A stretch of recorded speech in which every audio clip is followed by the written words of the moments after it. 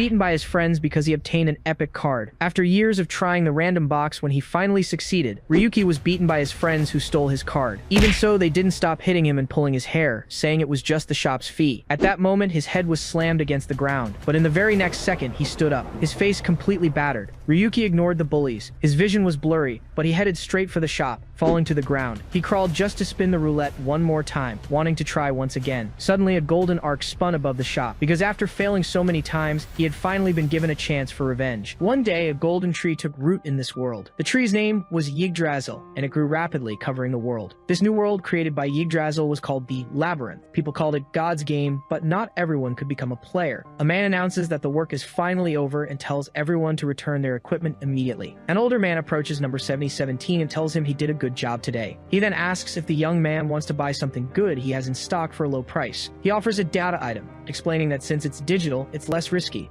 but the effect isn't any weaker. As the young man walks away, the vendor calls him a cocky kid, saying he's just a nobody like them. Then the older man yells that the kid is just like all of them. He walks through an alley as a person begs for change. He then stops in front of an establishment called Random Box. Inside, a man bangs on the machine, questioning how this is fair and demanding his points back. Others around complain about losing their entire paycheck or beg for one more chance, and the young man notes he's left with only 5 stones. He sits down before the machine that can give him anything in existence. The random box is a legal gamble for those who chase luck, and then he looks at the screen. The featured item of the day is an SSR account creation permit, and he realizes this might be his only chance. The machine asks if he'd like to perform a 10-item draw, his only hope. Then the first item is released. He gets an N-rank toothbrush and moves on to the next one. Surrounded by useless items, he continues to use the machine. Next, he gets another N-rank item and another one right after. An R-rank item finally appears.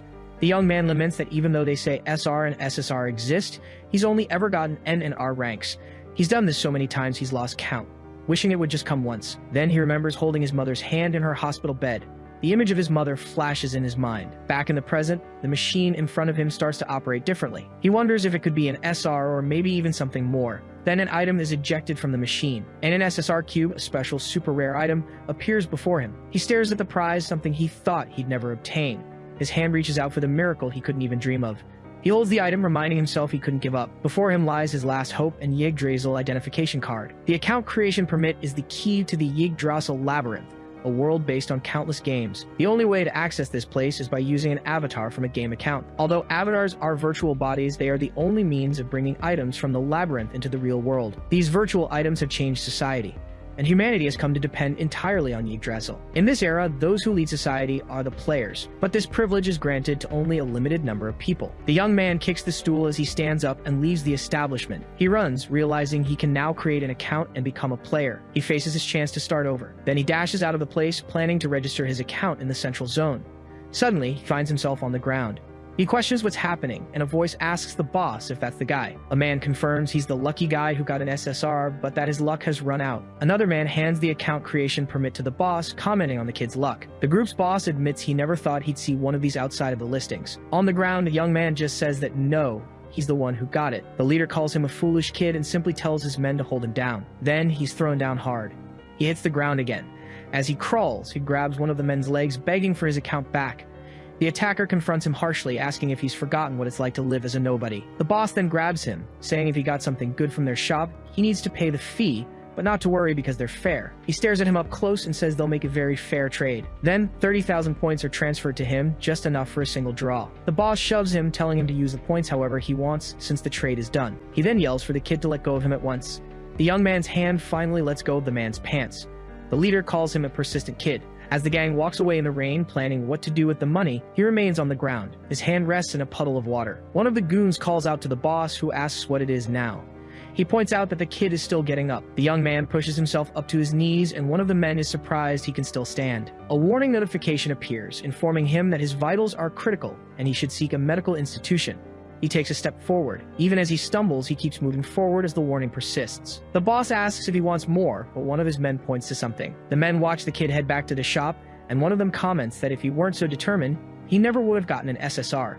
The boss suggests that if he gets something good again, they'll make another deal with him. One of the men asks what will happen if he collapses, and the leader replies that nobody would care about a nobody. The warning that his vitals are extremely critical continues to flash for the young man.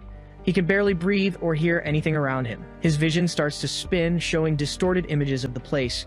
He struggles through the establishment toward the machine. Then he takes another step forward. The young man finally collapses on the floor right in front of the gacha panel. Even on the ground, he reaches out to try one more time. With great effort, he inches closer to press the button one last time. He rests his head on the machine, his hand trembling. He stares at the screen, receiving the warning about his vitals again. Suddenly, the gang leader notices a light coming from the shop and wonders what it is. A character conversion is forced, and the Yigdrazle system asks him to enter his character's name. A young man named Ryuki finds himself on a podium under a spotlight. He looks at his hands and wonders why he's wearing handcuffs. A voice declares him guilty of leaking confidential guild information and exiles him, but he claims it wasn't him. The trial then determines that the accused must plead guilty to all charges. He realizes he can't speak as two silhouettes appear and a voice congratulates the stranger on the start of his new life. Facing the emerging figures, he insists it's not true and that he didn't do it. Then he is left alone and handcuffed under the spotlight. The memory of his mother surfaces as he screams that he needs to earn money for her surgery, but a voice says it's too late and tells 7017 to wake up. The young man suddenly wakes up with a scream. He finds himself sitting in a reflecting pool and wonders where he is. A floating object appears and he realizes this isn't reality, questioning if it might be the other side. The object addresses him as master and asks him to enter his character's name, which startles him. He points at the object and calls it a flying cleaning robot, but the device introduces itself as Yigdrazle, the system for the random box device. Then, Yigdrazle congratulates him on obtaining the only rank item in the world. The young man questions what rank is, as he only knew of N, R, SR, and SSR rarities. An item appears before him. Yigdrazle explains that this place is the rift between reality and Yigdrazle. Then the system asks the master for a name to complete the conversion and grant access to the labyrinth. The young man questions the conversion, but Yigdrazle states that it intervened because its master's life was in danger. It then explains that they are now trying to access Yigdrazle by converting his body through the system. Yigdrazle again asks the master to enter the character's name. The young man decides to take the small chance of success he has. The setup is completed and his body begins to react. He shields his face as the system announces the transport to the labyrinth. Access is finally complete. Then, he is welcomed to the world of Phantasm. The young man observes the new scenery around him. He feels the wind blow through his hair. He also feels the earth beneath his feet. Then he realizes that this is the labyrinth he had longed for so much. Suddenly, he's confronted by a group of approaching armed skeletons. One of the creatures lunges forward to attack him by surprise. He starts running, questioning why he's in a hunting area instead of a tutorial map. An information window identifies the monster as a level 1 skeleton, weak to physical damage. As he flees, he tries to open his status window, but Yigdrazle tells him not to panic. The young man complains that he doesn't even have starter gear, even though the conversion to a player was successful. Yigdrazle explains that the master is not a player of this particular labyrinth and the system's calibration doesn't apply to him. This means he won't receive levels, stats, or skills, which leaves him outraged. Yigdrazle takes offense and suggests that if he really wants something, he should use a random box. Two system windows appear showing his login and achievement completion rewards, totaling 105 tickets. He decides to use all 106 tickets he received as a performance reward. With the skeletons closing in, he just hopes to get anything that can be used as a weapon. An item materializes in his hand. He challenges the piles of bones, saying he'll turn them into ramen broth. Then, he attacks one of the skeletons with the end toilet brush he just received. He stands there with the broken brush in his hand as Yigdrazle tells him to keep using the items. He runs and yells at the system, saying he only got junk, but Yigdrazle questions how he managed to get the item. One of the skeletons appears wearing a wig, and the young man complains that the monsters are still chasing him. As he runs amidst the useless items, Yigdrazle warns him to watch his step. He then trips and falls flat on his back. Leaning against a tree, he sees the skeleton running toward him to attack. He then calls for Yigdrazle, and a new item appears in his hand. He braces for impact. With a newly acquired R-short sword, he manages to block the skeleton's blow. He now wields a sword and celebrates finally getting a decent weapon. He claims that small monsters like skeletons are nothing to him. He then attacks the creature, saying that with a decent weapon, they are no match. But the strike doesn't work, and he realizes the skeleton's HP should have been depleted with just 2 hits. Yigdrazle reaffirms that the master cannot use the labyrinth system, and this includes combat mechanics and HP drain. Facing the skeleton as it prepares to attack, he laments that his end will be ridiculous after getting his miraculous chance. As the skeleton strikes, another item appears behind the young man, who refuses to be defeated in a place like this. A new item falls onto the grass beside him. He then declares that he won't be beaten and blocks the monster's blow. With the impact, the creature is knocked to the ground, leaving him surprised. He wonders if that was a skill, one that doesn't even exist in the world of Phantasm. He then receives the skills Parry and Sword Mastery, both SR rank. Yigdrazle explains that this type of random box is not subject to the restrictions of any system. The system states that, in other words, he can obtain everything, while the skeleton reassembles itself to attack again. With his new skill, he parries the monster's blow, leaving it defenseless. The bony creature is immobilized, its wig flying off. He then lunges at the skeleton, and with a single move, he defeats the skeleton once and for all. He realizes he can use any skill he wants, ignoring the labyrinth's laws and restrictions. With this power, the very balance of Yigdrazle could be affected, and Wygon expresses that it always believed in its master. Dagon states that, as expected, the person who drew the item is on another level. The system is surprised that he managed to get an SSR rank item on his very first day. He laughs, remembering that this was a miraculous opportunity from the start, so it doesn't matter if another miracle happens now. He faces the remaining skeletons, determined to seize the slightest chance of survival. He tightens his grip on his sword's hilt. Then he lunges forward with a single strike, defeating the enemies before him. World of Phantasm is the flagship title of the major game developer, Gacha, and every player aims to reach the top of the labyrinth's rankings. Then the skeleton is finally defeated. From the defeated creature, a skeleton magic stone emerges. He declares that he's no exception and will also aim for the top. After the confrontation, he says that should be enough for now. The Yigon system informs him he has defeated 7 skeletons and acquired 5 magic stones. His experience points have been converted into random box points. Yigon explains this as a point system that replaces experience, and the young man calculates he needs 15 skeletons per instance. But he remembers the last item that appeared, the SSR. He questions how something so absurd can exist, and Yigon replies that it wouldn't be an SSR otherwise. The young man decides to seal the item for a while, much to the system's surprise. He thinks that if he used that thing, even that man's guild would be defeated, so he decides to check his equipment skills. Noticing he needs 700 RP for the next level, he realizes he needs to farm, and they've appeared right on time. A new group of skeletons emerges from between the trees. He charges forward with his sword, stating that time efficiency is key when farming. Then, another group of skeletons rushes toward him. A large explosion occurs in the forest. On his 3rd day logged into World of Phantasm, he faces the last skeleton as it crumbles away. He then checks the Yigon system window and sees he's completed all the daily quests. Considering that time in the labyrinth is 10 times faster, he thinks 7 hours of farming for 1500 RP isn't bad at all. Yigon gets excited about the 1500 RP and encourages its master to do a 10 gacha pull immediately. The young man looks at his status window as the system announces the start of the gacha. He uses the points to increase his sword mastery and parry levels, while Yigon questions what he's doing. The system calls its master insane for using precious RP on skills, but he replies that the skill system is also part of his power. He asks about the drop rates for each rank, and Yigon replies that the chances for N are 70% and for SSR are just 0.3%. Outraged by the list of useless items, he yells that the ticket results are too cheap, but Yigon reminds him he got everything from SR to SSR on his first ticket. Yigon begs for the points he worked so hard to collect, but the young man says the quest tickets are enough for the random boxes. Yigon asks how long he plans to stay in the tutorial area, and he replies that he doesn't know yet, as he needs to level up his weapons and skills. He states that he prides himself on knowing more about WAP than anyone else and will use all the information he gathered in the past. He claims that the Forest of Beginnings is the best hunting ground for the early game. He knows that once he leaves, he can never return, so he decides they should grow as much as possible before moving on. So he decides to see how far he can fight without levels and stack corrections, knowing he can also get a guaranteed SR ticket from the login bonus. The Yigon system displays the 7th day login bonus, a guaranteed Yigon SR ticket. He grows tired, concluding that his level farming has hit a dead end. He then checks his equipped skills and sees that sword mastery and parry are at level 3. He realizes the skill levels he can raise here are reaching their limit, so he wonders if they should move on to the next stage. Yigon suggests they use the 1-week login bonus for the gacha, and he simply agrees.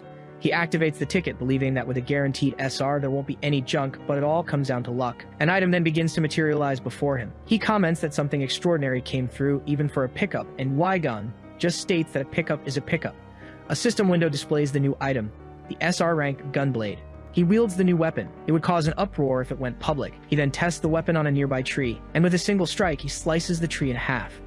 He assesses that, considering his sword mastery, the new weapon's power is incredibly strong and that maybe he can do that thing with it. He then wonders what would happen if he died here. Since he converted his body, he would also die in reality. Yigon explains that even if its master dies, it's possible to revive him using the backup on Yigdrazle. The system, however, warns that it will be painful enough to make him wish he were dead. He simply asks if that's all, stating that as long as he doesn't really die, it's fine. He then orders Yigon to use all the remaining tickets on the gacha to increase his combat power a little. After using the tickets, he finally gets an R-rank leather armor set, which he considers useful. He complains to Yigon for dropping him in the hunting ground, but the system replies that the accuracy wasn't bad for an external login.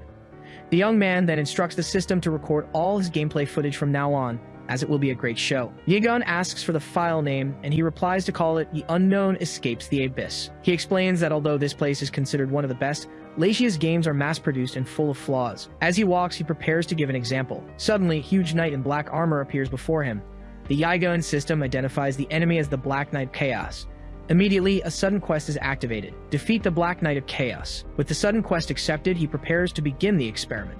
The demon god's knight introduces himself, revealing he awaits the strong at the edge of the void. Then, the knight attacks with his sword, and the young man blocks the blow. He pushes the enemy blade away and points the gun blade at the knight. The blow is parried, resulting in a heavy impact between the two. He realizes that his successful parry allows him to ignore the opponent's power and level difference.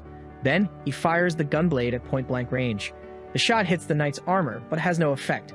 He discovers the attack was useless, and that the opponent's defense cannot be penetrated. Although Yigun confirms he can ignore the system's buff, the young man insists it's still not working. Yigun calls him an idiot, telling him to think practically about whether a blade like that can cut through metal armor. He finally understands, as he was only considering system-based strategies. As the knight prepares to attack, Ryuki states that in a world modeled after a game, he is different from normal players who would be affected by the system, but not him. Then, he takes a step forward. He leaps toward the knight, deciding to aim for a realistic weak spot. The knight braces for the imminent attack. He then drives the blade of his weapon into the knight's armor, hitting him in the shoulder. He then prepares a shot. The point-blank shot creates an explosion that hits him and neutralizes his arm. The knight's hand slams into the ground, destabilizing him. He charges toward the enemy, who is recovering from the previous blow. He realizes that, free from the system, he can inflict direct damage to his opponent's physical body. With this power, he believes he can take them down in a single strike by aiming for their vital points. Suddenly, an attack hits him, and Yigun alerts him to the danger. He's surprised by the long-range attack, something he didn't expect from the Black Knight's usual pattern. The knight watches him from a distance as the attack dissipates into the air. His enemy calls him a powerful warrior, a threat to the gods. Then, the knight challenges him to prove the essence of the void, launching a new attack. The young man tries to dodge the multiple strikes erupting from the ground. He realizes he was naive. The Black Knight is a mid-game enemy that can't be faced with basic gear. Besides, he remembers he's in a no-return zone, which means there's no escape. He tries to parry the countless attacks, but realizes there are too many.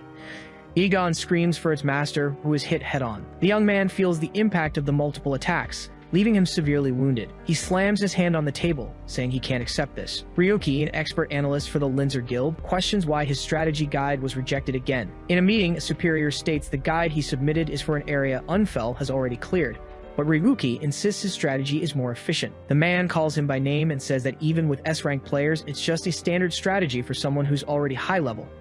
He states there will be no re-evaluation, as this is the will of the guild's ace, Unfell. The superior then asks if he's not going to challenge the decision. Ryuki slams his fist on the table. He gets angry that they always have to check on Unfell's mood. Then he calms down, deciding to focus on the cost of his mother's surgery, and thinking about how to make the guild recognize his strength. Suddenly, a voice calls his name. He's startled to see a colleague who apologizes and offers him a coffee. Cynthia, a researcher from the Linzer Guild, hands him the drink and he thanks her. She asks about the strategy guide that was rejected multiple times, saying she's worried he's too focused on it. As he sips his coffee, she asks if he minds if she helps a little. He accepts her help and explains that the final part of the strategy is confidential information, asking her to request the necessary materials from their superiors. Cynthia simply agrees to help. She states that if there's anything she can do, she'll gladly help him. At the hospital, he holds his mother's hand and tells her not to be surprised, as the date for her surgery has finally been set. She asks about the money, but he reassures her, saying his strategy guide was approved this time. His mother questions him, asking if it's really true. Then she hugs him, praising his hard work, and he mentions it was all thanks to Cynthia. He comforts her, saying she doesn't need to worry anymore and that hard work pays off. Suddenly, he is informed that for leaking confidential guild information, he is expelled from Lynzia. In a meeting room, a superior reveals they've already secured proof and that Unfell and Cynthia conducted everything secretly. Cynthia's name echoes in his thoughts. Lynful Darius, the guild's vice master, complains about the inconvenience and questions if it's okay to waste the ace's precious time on this. He then asks Ryuki if he's the one who kept sending those annoying strategy guides. Lynful says he was curious about his face, but seeing such a pathetic expression made him lose interest. With his arm around Cynthia, he apologizes for getting her involved with someone like that and invites her for a drink as her supporter. As he leaves, he touches Ryuki's shoulder and says this is what happens when you don't know your place. Lynful accuses him of talking behind their backs and arrogantly creating a strategy guide, asking if he's forgotten his place. Then he congratulates him, as this is the moment his boring life ends. As he leaves, he revokes Ryuki's rank, demoting him to an unknown. The verdict is announced, and the defendant is found guilty on all charges, with all his assets revoked. Not even his own name was spared, and back in the present, he recovers from the attack. The Black Knight is surprised that he's still withstanding the attack. He struggles to stay on his feet, and the Knight questions where so much power comes from. The Knight states that no matter what the power is, the blessing of the demon god cannot be stopped, nor will it yield. He wonders if this is the end and if everything will really end here. He reflects that if that's the case, his life has been nothing but a pile of trash until now. Then the image of his mother appears in his mind, along with the promise he made. He swore he would get everything back exactly as it was before. Suddenly, one of the attacks hits him hard from the side, but he grits his teeth as the fight starts now. He plants his feet firmly on the ground, determined to get out of there. Then he leaps at the Knight, striking him with his weapon. With a direct hit, he strikes the Knight's helm. He promises to deal with his adversaries, remembering Lynful and Cynthia. He finishes the Knight with a shot from his weapon. He swears he won't leave a single one of them and will defeat them all. With one last effort, he completely defeats the Black Knight.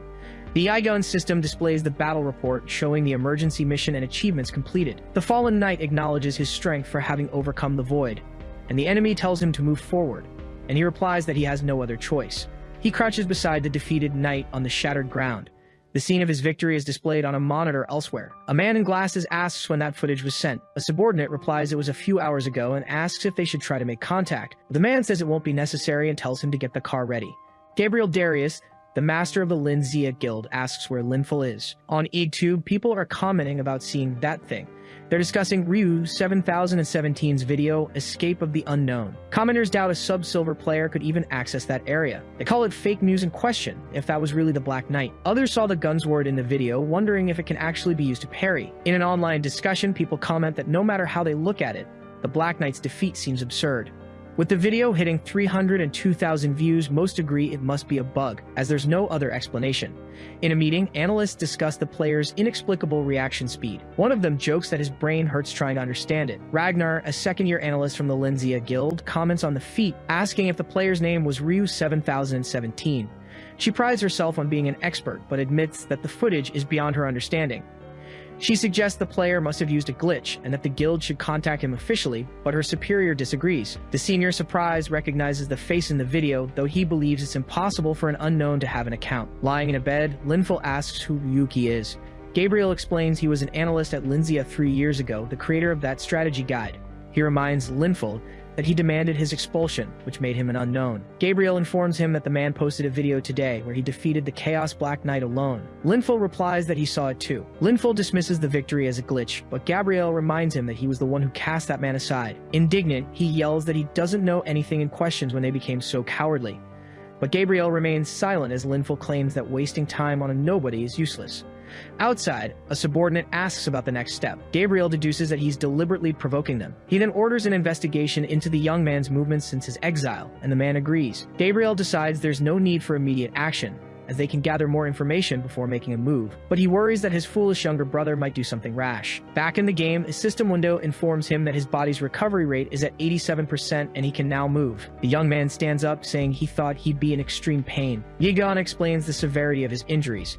He then states that he'll get used to this level of pain as he'll experience it hundreds of times more. Then he takes a step forward and wonders if this is where they begin. He observes the landscape before him and says goodbye to the tutorial area. He acknowledges that the game world is structured around the main content, the Demon God Tower, but he knows they can't go straight to the tower yet, as they first need to conquer the surrounding dungeons. Yigon questions his decision to release the footage, but he assures it that he's aware of the risks and that his enemies won't act on something so trivial. He explains that for now, they probably think it's just a simple glitch since exploiting bugs isn't uncommon in games. Since he made a conspicuous appearance knowing they hold a grudge, they'll start by gathering information and suspecting a trap. Yigon confirms the strategy is to release the video to cause confusion.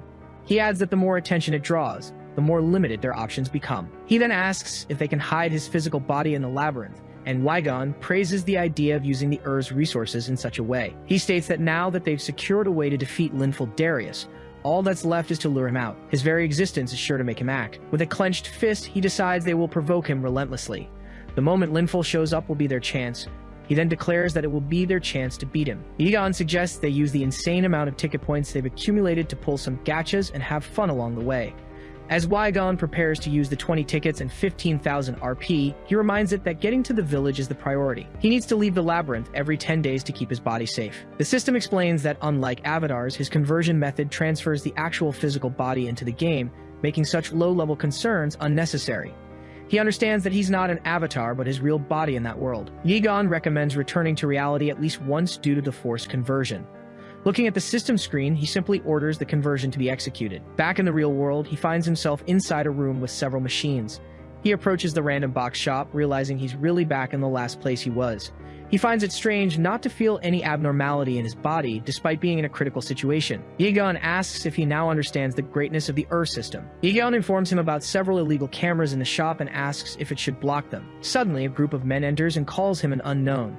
The group's leader greets him, surprised that he wasn't defeated, and asks where he's been hiding all day. He stares at the men before him, remembering their previous confrontation. The leader explains they came as soon as they saw him on the cameras and mentions he got something unusual the day before. One of the goons yells that he's running away, and the young man breaks the window to escape. Yegon asks why he's running. He replies that it's obvious as he can't handle more than 10 opponents.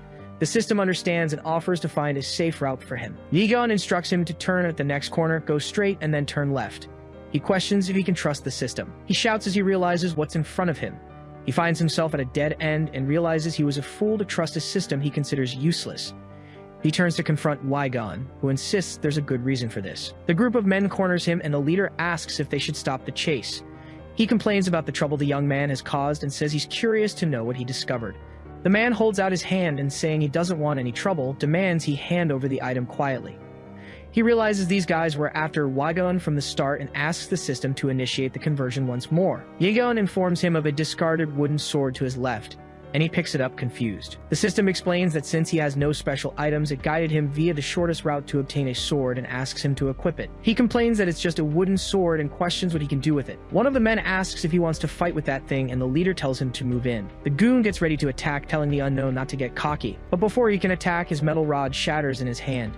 He's hit by a swift blow. The man falls to the ground, leaving everyone else stunned by what happened. The group of goons prepares to move in and stop him at once. He smiles and says it won't be that easy, as this isn't a labyrinth. His sword mastery and parry skills activate. With the sword in hand, he readies himself for the fight, as the men accuse him of using a cheat. The henchmen wonder what just happened and if their boss didn't pick a fight with someone dangerous. The gang leader grinds his teeth. He yells at his men not to back down because of some nobody. He urges them to advance, saying it doesn't matter how strong they are, and orders them to take him down. The leader claims that a nobody daring to challenge them is reckless, but there's no doubt they've landed something big. He introduces himself as a member of the Black Snakes, the rulers of this area, incomparable to mere nobodies. Suddenly, he's struck by a blow. Then, he screams for help as he's confronted. The young man approaches the last henchman standing, who begs him to stop. With the fight over, he approaches the leader and calls him a thug, telling him not to get cocky over so little. His swordsmanship skill is at level 3. He realizes that the moment he held the wooden sword, the feeling of using his skills came to him, a different kind of conversion than that of ordinary players. Since he converted his real body and not an avatar, if he gets stronger in the labyrinth, he'll also get stronger in real life. He glares at the fallen men, saying there's a loose end he left behind when they stole his account creation rights the day before. The henchmen get up and rush to attack him with furious yells. With his swift move, he takes down one of the men. Then, he neutralizes another henchman with a precise strike. He approaches the fallen gang leader, saying he must be the boss. Sitting on the ground, the man listens as the young man mentions how he was defeated by him the day before. The leader tries to attack him with his club, yelling for him to stay back, but the young man easily parries the blow with his branch. His level 3 parry skill activates. He glares at the boss and asks if, since all his underlings were defeated, he shouldn't be seeking a rematch.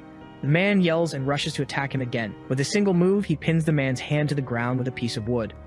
He approaches the restrained enemy and asks if this is really the end. The leader shouts his name, Ruga of the Black Snakes. Before he can finish, the young man cuts him off with a blow. He looks down at the fallen man, commenting on how interesting it is to have power and wondering if this is how he felt when he defeated him.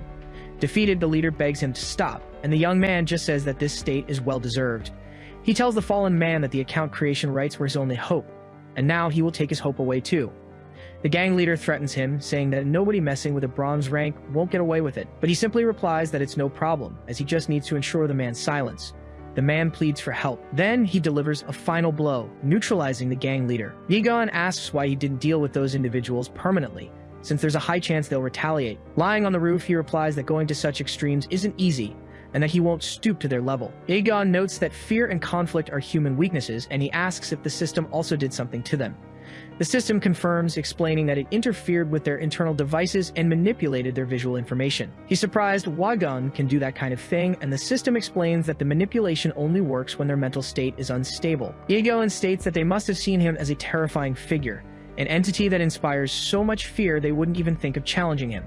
Sitting in his room, he says that for now, they need to keep his existence a complete secret, as the world could be turned upside down if the news got out. He then picks up a small knife. He wonders if skills can be activated if something is recognized as a sword, since swordsmanship and its associated movements seem to have become instinctive. Wielding the knife, he concludes that this is good as long-range weapons are inconvenient to carry. He asks Wygun about something that intrigues him, and the system explains that since he is in existence from outside Yigdrazle, there are no side effects like accelerated aging. He replies that this was expected, as something with such flaws couldn't be called Elsewhere, he meets with the gang leader and questions if they should start moving. He observes a small knife, commenting on how impressive it is, and asks the man if he's recovered this much in just a few hours. The man agrees, complaining about how that nobody left him in that state and still had the audacity to summon him. He shows the knife and says the medical fees were paid with the money from the account creation rights, and the man promises to pay him back immediately. With a serious look, he tells him to shut up. He reminds him that he was only spared on a whim and that he shouldn't forget it. The young man hurries him to lead the way, and the man agrees to go at once. They arrive at the entertainment district. A man is lying in an alley in clear distress. He makes a sound of discomfort. The gang leader pushes a man out of the way, and they continue walking.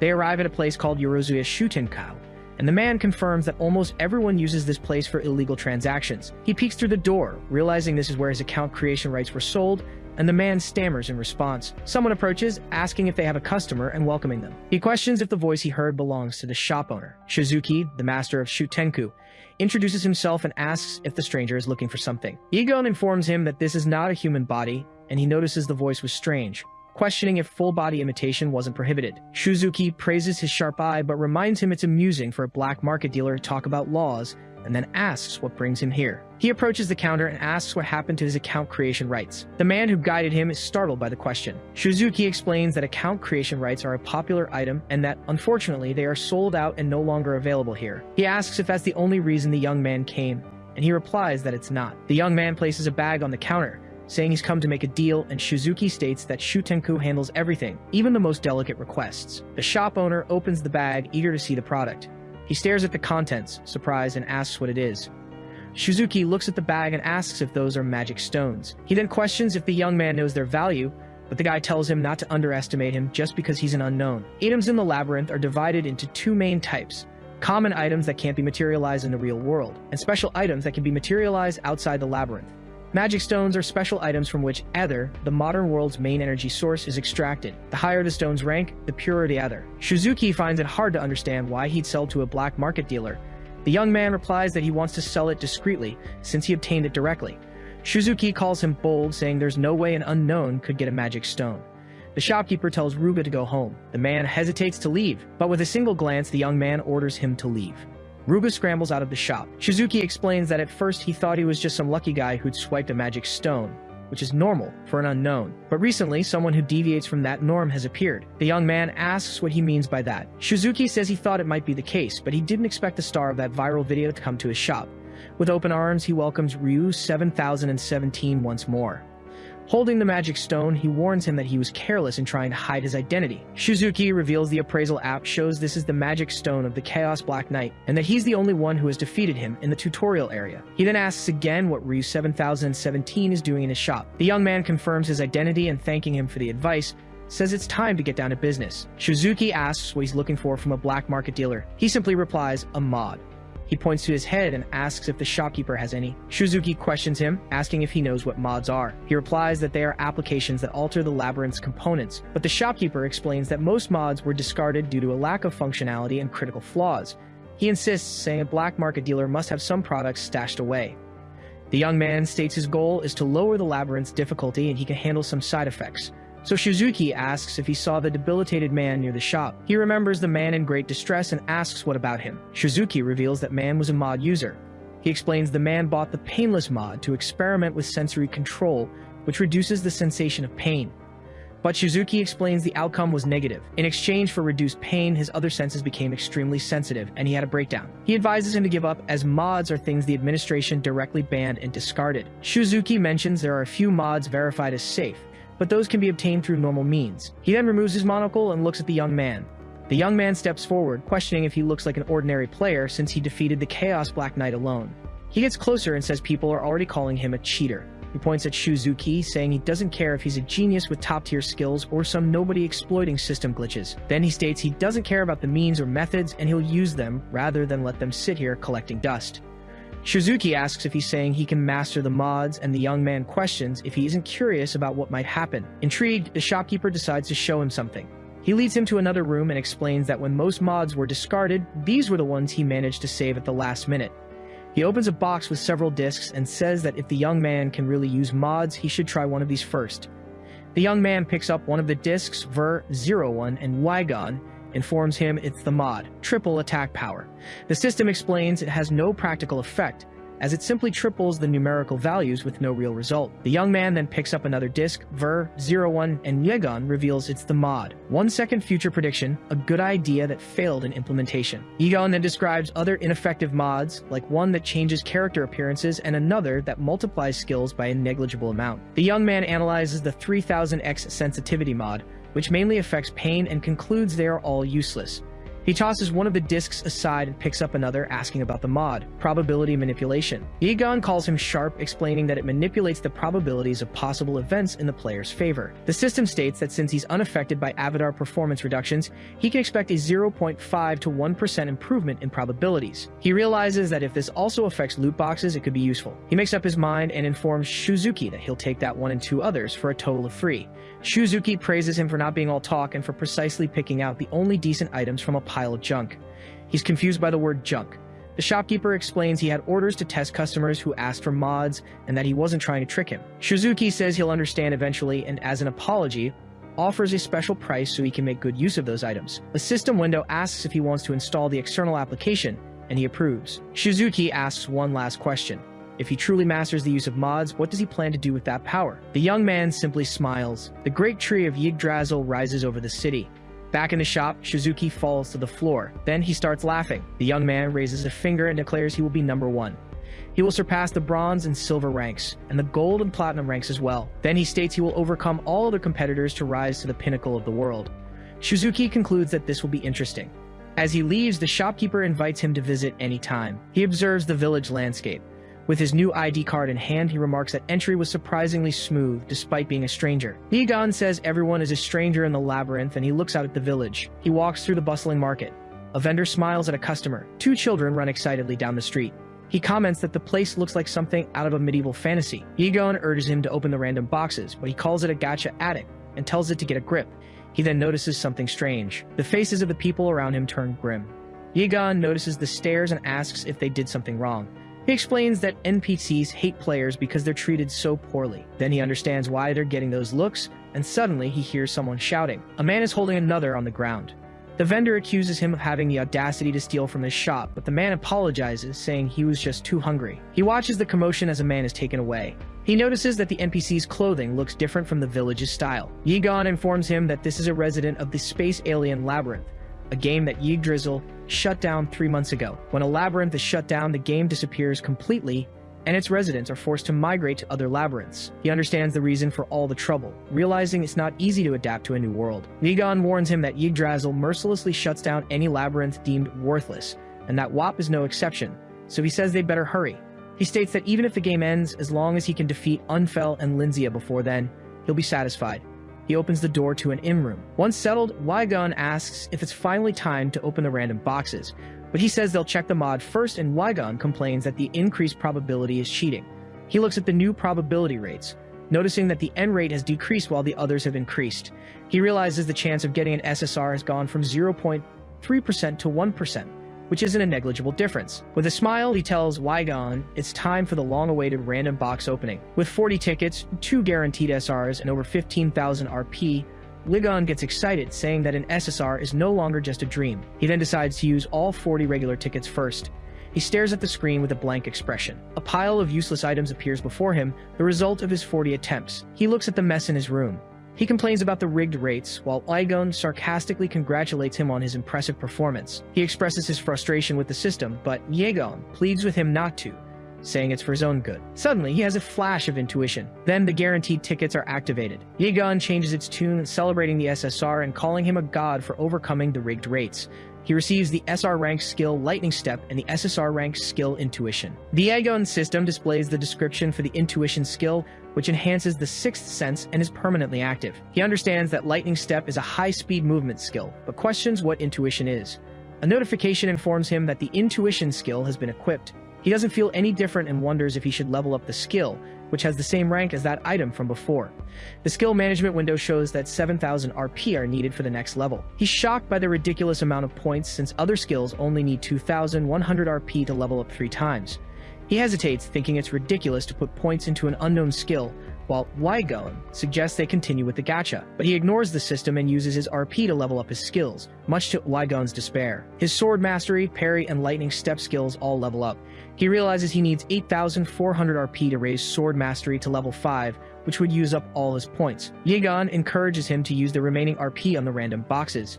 He ignores the system again and uses the 8,400 RP to upgrade sword mastery to level 5. With the skill maxed out, he stands in the middle of the room. A system window informs him that the maximum level has been reached and a rank up is available. He understands why the skill needed so many points and decides to perform the rank up. He notices a strange light on the ceiling. An object begins to materialize in front of him, and he demands an explanation from Yigdrazle. He shouts, asking what's happening, but the system remains silent. A sphere of light appears in the middle of the room. Then, the light dissipates. The Yigdrazle system's achievement window informs him that he has completed the objectives of maxing out a skill and ranking up a skill. A new system window displays his enhanced skill, SR plus Sword Mastery. He realizes the rank went from SR to SR plus, a level he's never seen before, and that there's a stage beyond Mastery. Ryuki then stands with his arms open under a beam of light. While he celebrates, the Yigdrazle below displays an error message. A system message questions why Yigdrazle was chosen for a master like him, since the intention was to see him fail. Already in his armor, Ryuki orders Yigdrazle to get up, as the real game is starting now. Yigdrazle asks where they're going, and he replies that it's to the dungeon where Lynful set a record. The system then asks if they'll be okay, since this is their first dungeon. He confidently states that he knows this dungeon better than anyone and won't lose to Lynful. Outside a cave, Ryuki approaches a group whose leader is asking if everyone is ready. The man warns his group to stay alert at the entrance. Then the adventurer with the axe turns and notices Ryuki's presence. He confronts him, questioning how he plans to enter a dangerous dungeon alone. Ryuki just replies that he already knows and walks toward the entrance. The group watches him walk away, commenting that there are strange rumors about the dungeon, and they decide to let him go. The group's leader comments that no one has been able to clear the dungeon for 3 months and laments the waste of time. Inside the witch's hideout dungeon, Ryuki confirms that the goal is to break Lynful's record. He summons his weapon. He then announces the start of the attack. A mysterious voice notes that another intruder has arrived again. Watching the young man through an orb, the hooded figure calls him a despicable and unforgivable being. She questions how they dare to desecrate her sacred domain, but the figure warns them not to fear, for judgment awaits the invaders. Then she shatters the orb, declaring she will defeat him with her own hands, and she considers the intruder a worthy target. A system screen announces the dungeon witch's hideout. Ryuki receives an entry notification and a first-time reward. Once inside the cave, he comments to Yigdrazle that it's too dark to see anything. He knows the dungeon's structure changes randomly and that he'll have to find the path himself. Then he remembers that Lynful Darius cleared this place in 17 hours and 30 minutes. An Aegon system screen displays the rankings with Lynful's party in first place. He's surprised to see that second place is only 8 minutes behind, with an hour-long gap to third. Ryuki reflects that Garcia from the GAES Guild might be a rival for Lynful and decides to keep an eye on them. Suddenly, he senses enemies approaching in the darkness. He identifies the horde in front of him as giant bats.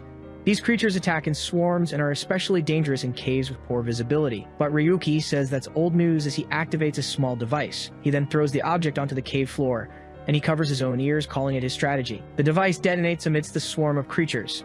Yigdrazle asks what happened to his ears, and he explains it was a sonic bomb for the bats. The AI complains that a warning would have been nice, but Ryuki makes a sarcastic remark about its delicate ears. He moves forward and attacks one of the stunned bats on the ground. As he defeats the creatures, he explains to Yigdrazle that understanding the dungeon's patterns is what reduces the clear time. What really worries him is that no one has managed to clear this place in the last 3 months. He finds it strange as this dungeon is known for its low difficulty and was treated like a tutorial after Lynful cleared it. Yigdrazle says it understands as the young man continues walking, but Yigdrazle asks its master if he's sure they aren't lost. Ryuki assures it that this is the right way, reminding it about the importance of patterns, but Yigdrazle comments that it feels like they're just walking in circles. He asks Yigdrazle if it has any idea how many strategy guides he wrote in his days as an analyst, and he claims to have seen this dungeon thousands of times in simulations. Yigdrazle insists they're walking in circles, but Ryuki points out that this entrance is different. Yigdrazle asks how it's different, and he just tells it to look closer. He points out a curved scratch on the 32nd stalactite, unlike the straight scratches they'd seen so far, leaving Yigdrazle in disbelief. This change only appears on the 33rd pass, which means the escape route has been unlocked. Yigdrazle is amazed that he memorized the layout using such small details, but the young man just calls it a noisy piece of scrap. He then explains that the dungeon uses magic to confuse players' sense of direction, and that Lynful had a team member with a special skill for that. But before that skill was discovered, he memorized every key point of the labyrinth and warns that they'll reach the next checkpoint in 5 minutes. Yigdrazle still can't believe he memorized all the small differences by himself, something a normal player would never even attempt. Yigdrazle thinks its master is crazy, but he warns that he can hear everything. He comments that they'll be out of the labyrinth soon, but they're already half an hour behind Lynful's pace, taking longer than expected, and there's still the unresolved question of why players have failed to clear the dungeon for the past 3 months. The witch is enraged that the intruder dares to traverse her labyrinth, but she promises to plunge his hope into despair, and she guarantees it will happen the moment he steps out of the maze. The witch declares that he will be defeated by her instant death magic and become her test subject. The magic then completely envelops him. Yigdrazle asks what's happening, but Ryuki isn't sure. He just states that the path ahead is dangerous. He wonders if it's his imagination as he holds a decoy doll. Then he throws the doll toward the trap, which is activated. He recognizes the instant death magic, which shouldn't appear until much later in the tower. As he wonders what the trap is doing here, Yigdrazle advises him to retreat, as the dungeon's specifications have changed. He comments on such a nasty trap appearing so early. Then he stares down the hallway and wonders if they really need to turn back. The path to the right should be a dead end, but for some reason it feels safe. He realizes it was thanks to his new skill that he noticed the magic and considers it extremely powerful. A system screen displays the intuition skill, which is activated as soon as it's equipped. The witch calls him a lucky intruder for having escaped danger by such a narrow margin, but she assures him it's only a matter of time, as the labyrinth goes on forever and there's no escaping his doom. The witch scoffs, saying the labyrinth will be his eternal prison. Suddenly, she panics when she realizes he has escaped her watch and vanished into thin air. But then she manages to find him again. She sees he's in the central hall, far from the trap she set, and wonders what he did. In a new location, she says it doesn't matter, as that place will be his grave and she's prepared a special surprise. However, the moment the traps are activated, he disappears. The witch slams her fist on the table, annoyed that he's vanished again. Then she locates him in the old laboratory, on the other side of the central hall, and questions how it's possible. As she accuses him of using some kind of cheat to escape her curses, he nimbly dodges the traps. She can't believe he's dodging everything and has disappeared once more. The witch quickly looks for him in the underground storage, determined to catch what she calls an annoying worm. Then she decides to activate all the traps at once. Watching the result in her orb, she calls him a persistent insect, but concludes that in the end, that's all he was. And an explosion startles the witch. Yigdrazle speaks directly to her, saying it warned her they'd reach the boss room, as Ryuki appears silently behind the witch. Yigdrazle complains that this is cheating, but Ryuki walks down the stairs and says she just wanted to see him defeated. The witch demands to know how he got in. He claims that explaining would be complicated and that it's time to end her little game. She is the dungeon boss, the solitary witch Cereal. He draws his weapon. Then he points the blade at the enemy and claims to have a better name for her. He calls her Bug as her true mechanical form is revealed. Cereal questions how he survived the trap as Ryuki points his gunsword at her. He admits it was a close call, calling the place a minefield, and Yigdrazle comments that he's starting to sound like the villain. In a previous moment, he was worried about already dealing with a bug and whether he could handle the instant death traps. He decides he needs to act now to solidify his position before Lynful or the guild makes their move. Yigdrazle warns him that it has detected numerous traps and recommends retreat, as it's nearly impossible to identify them all. But he takes a step forward. Then he lunges forward directly toward one of the traps. Yigdrazle is thrown back and asks if its master is okay. He assures that he's fine, but Yigdrazle is startled by his risky behavior, questioning if it's because of a gacha that went wrong. The young man says that doesn't matter now. Then he looks at the intuition skill icon and claims what he got was a jackpot. Cereal realizes his intuition is beyond cheat level, even allowing him to sense loopholes in spaces created by bugs. Ryuki comments that he hasn't even leveled up yet and that things are about to get even more interesting. Yigdrazle warns that while impressive, it's still just human intuition and will eventually hit a limit. He agrees, but states that the most important thing now is to focus on the witch in front of him. The Yigdrazle system displays the enemy's information with a corrupted name, and Cereal screams intruder. She then summons a large spell and questions how he dares to do that. Ryuki faces the magical attack speeding toward him. He manages to dodge the blow and realizes exploiting the enemy's bug is a very effective tactic. Seeing that her attack pattern has become repetitive, he decides there's no reason to prolong the fight. A system screen displays the lightning step skill. He then uses the skill to leap over her, calling her a bug. Another system screen shows his swordsmanship mastery skill. He readies his weapon for a final blow, giving her credit for being tough, but stating he's ending it now. Serial screams that she's free and that no one can give her orders, telling him to be defeated in silence. Ryuki lunges forward and strikes the witch's mechanical body with a single blow. He looks at the scenery, which begins to glitch, and comments that it was easier than he expected. But suddenly, the witch's mechanical body reactivates and attacks him. The young man is thrown far back by the impact of the attack. As her corrupted form falls apart, the witch screams that it hurts so much. Yigon explains that the witch is regenerating through self-replication, confirming she was the center of the dungeon's bug. He wonders if normal attacks are useless against the creature that attacks him again. Then he dodges the blows. Ryuki focuses, knowing he can't miss a single signal from his intuition, as one mistake would mean his defeat. He's hit by another attack from the creature. Desperate, he asks Yigon if there's any way, and the AI replies that it already predicted this and modified the universal appraisal mode. Yigon informs him that he can now appraise monsters, and Ryuki activates the universal appraisal mode. The system displays the witch's true form, revealing her infinite regeneration and traps, which confuses him. He notices that the creature's wings have not yet been recognized by the system as she screams for him to be defeated. He dodges the attack and orders the system to appraise the wings. The analysis reveals the wings belong to a space alien, which intrigues him. He then remembers that Space Alien was the name of a maze game that was shut down 3 months ago. Ryuki finally understands that this game must be the source of the dungeon's bug. He attacks the witch's main body while Yigon looks completely perplexed. Yigon questions how its master can laugh in the middle of a dangerous trap where a single touch could mean the end. Yigon asks if its master has gone mad, but Ryuki states that he's aiming for the top of the food chain, leaving the witch confused by her inability to hit him. She then curses the miserable intruder. He realizes that if a single touch means defeat, then he simply needs to avoid being touched. Sariel launches a large sphere of energy at him while screaming for him to be defeated. The creature insists that he be defeated quickly as the magic explodes. She confidently states that she has cut off all his escape routes. But suddenly he appears right behind her, saying she's just like this dungeon. He climbs onto the creature's shoulders and explains that stolen power is a crutch for the weak and weaknesses always appear, just like the cracks in the dungeon. Now up close, he confirms that as he thought, the wings were the source of the bug. The witch begs him not to do it, explaining that those wings gave her freedom, a word that makes him thoughtful. She tells him she was trapped following orders for an eternity, and that the wings freed her from that curse. He says they are similar, as she also wanted to break free from her designated role. She asks that if they are truly alike, he should understand her wish, while he states that he fights to escape a world he deems unworthy. Sariel then suggests that if that's true, they could join forces.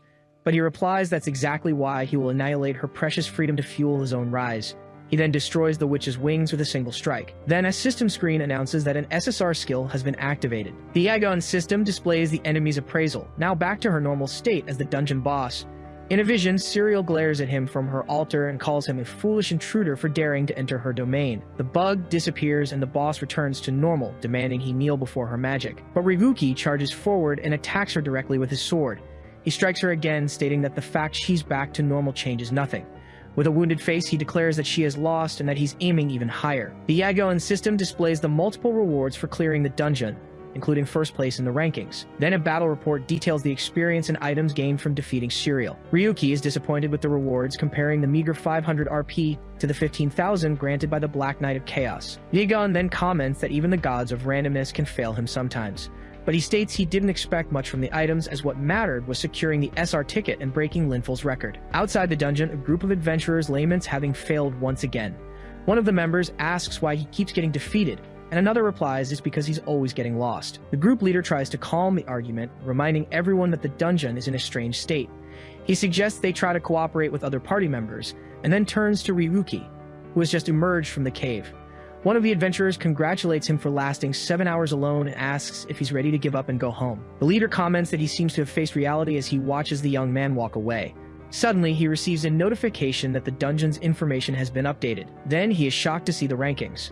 The screen reveals Ryuki in first place with a time of 7 hours, 10 hours less than Lynful's previous record. Everyone is in disbelief that the kid cleared the dungeon alone and even took first place, shattering Lynful's record. A blade is stopped near Ryuki's neck. An adventurer grabs him and asks what kind of trick he used to pull that off.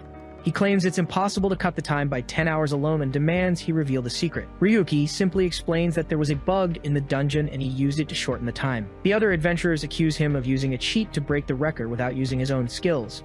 One of them says he should be ashamed, while the young man wonders what these fools are talking about. He then reveals that he fixed the bug and advises them to focus on clearing the dungeon. The adventurer gets angry and says a cheater like him has no right to lecture them, but Ryuki easily dodges his attack.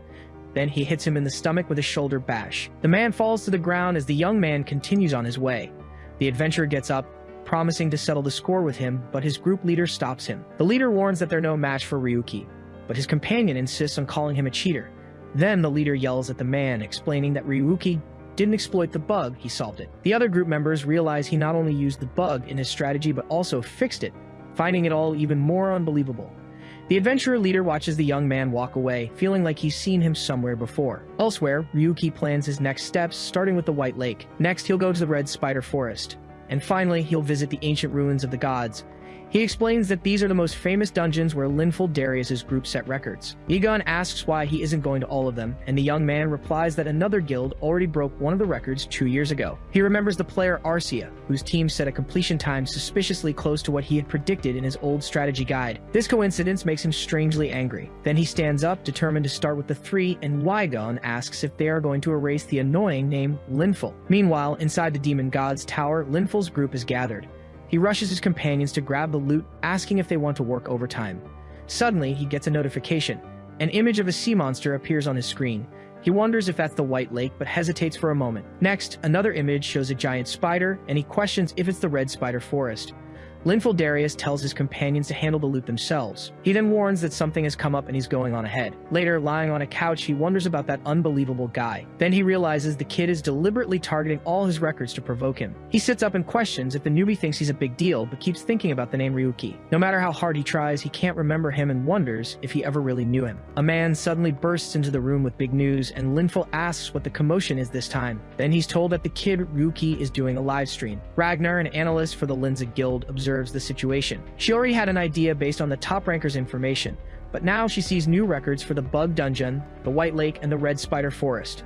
She can hardly believe he took on 4 dungeons at once, broke all the records, and posted the videos simultaneously, generating an explosive response. To her, it's only natural that they were waiting for a new video since the Dark Knight Hunt. Although there are still unknown skills and items, the strategy shown in the video requires complete mastery of every element in the dungeon. The most shocking part is the completion of the witch's hideout, which no one had been able to clear for 3 months since the Phantasma group was defeated. And yet, Ryu 7017 cleared the dungeon as if it were nothing, leaving viewers full of questions about how it was possible.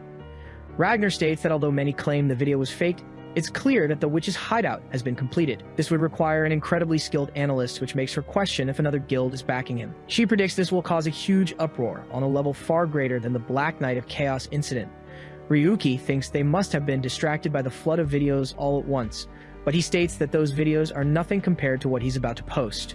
Egon warns him that from now on they will see him as an enemy, but he replies that he's prepared for it. The AI then questions if it would be better to get a little stronger, hinting that its master is still a newbie. He agrees with Egon, but explains that if he takes any longer, it will give them time to respond and he can't stop now. His time has been frozen since that moment 3 years ago when everything stopped and only 2 things remained in his mind. He then reveals that despair and hatred are the only reasons he continues to live.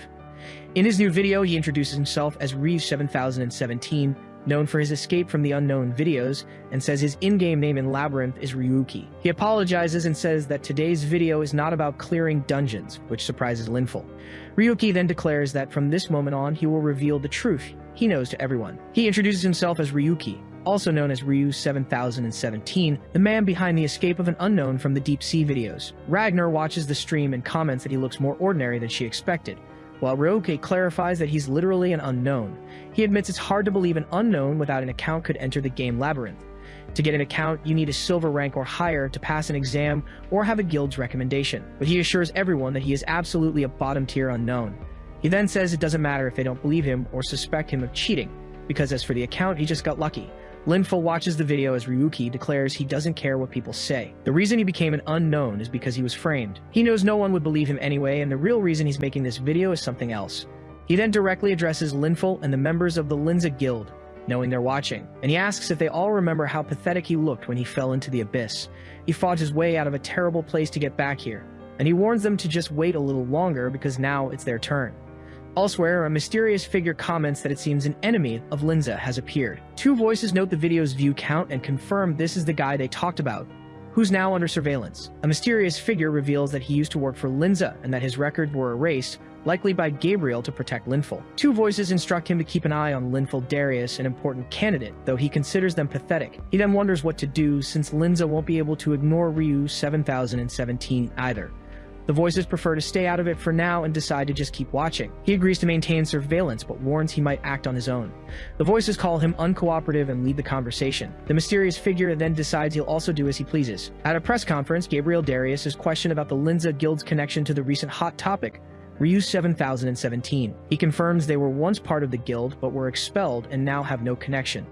A reporter then asks if it's true that Linza falsely accused them. Gabriel replies that this is completely baseless. The reporter continues, mentioning rumors of collusion with Raisha, the developer of World of Phantasm.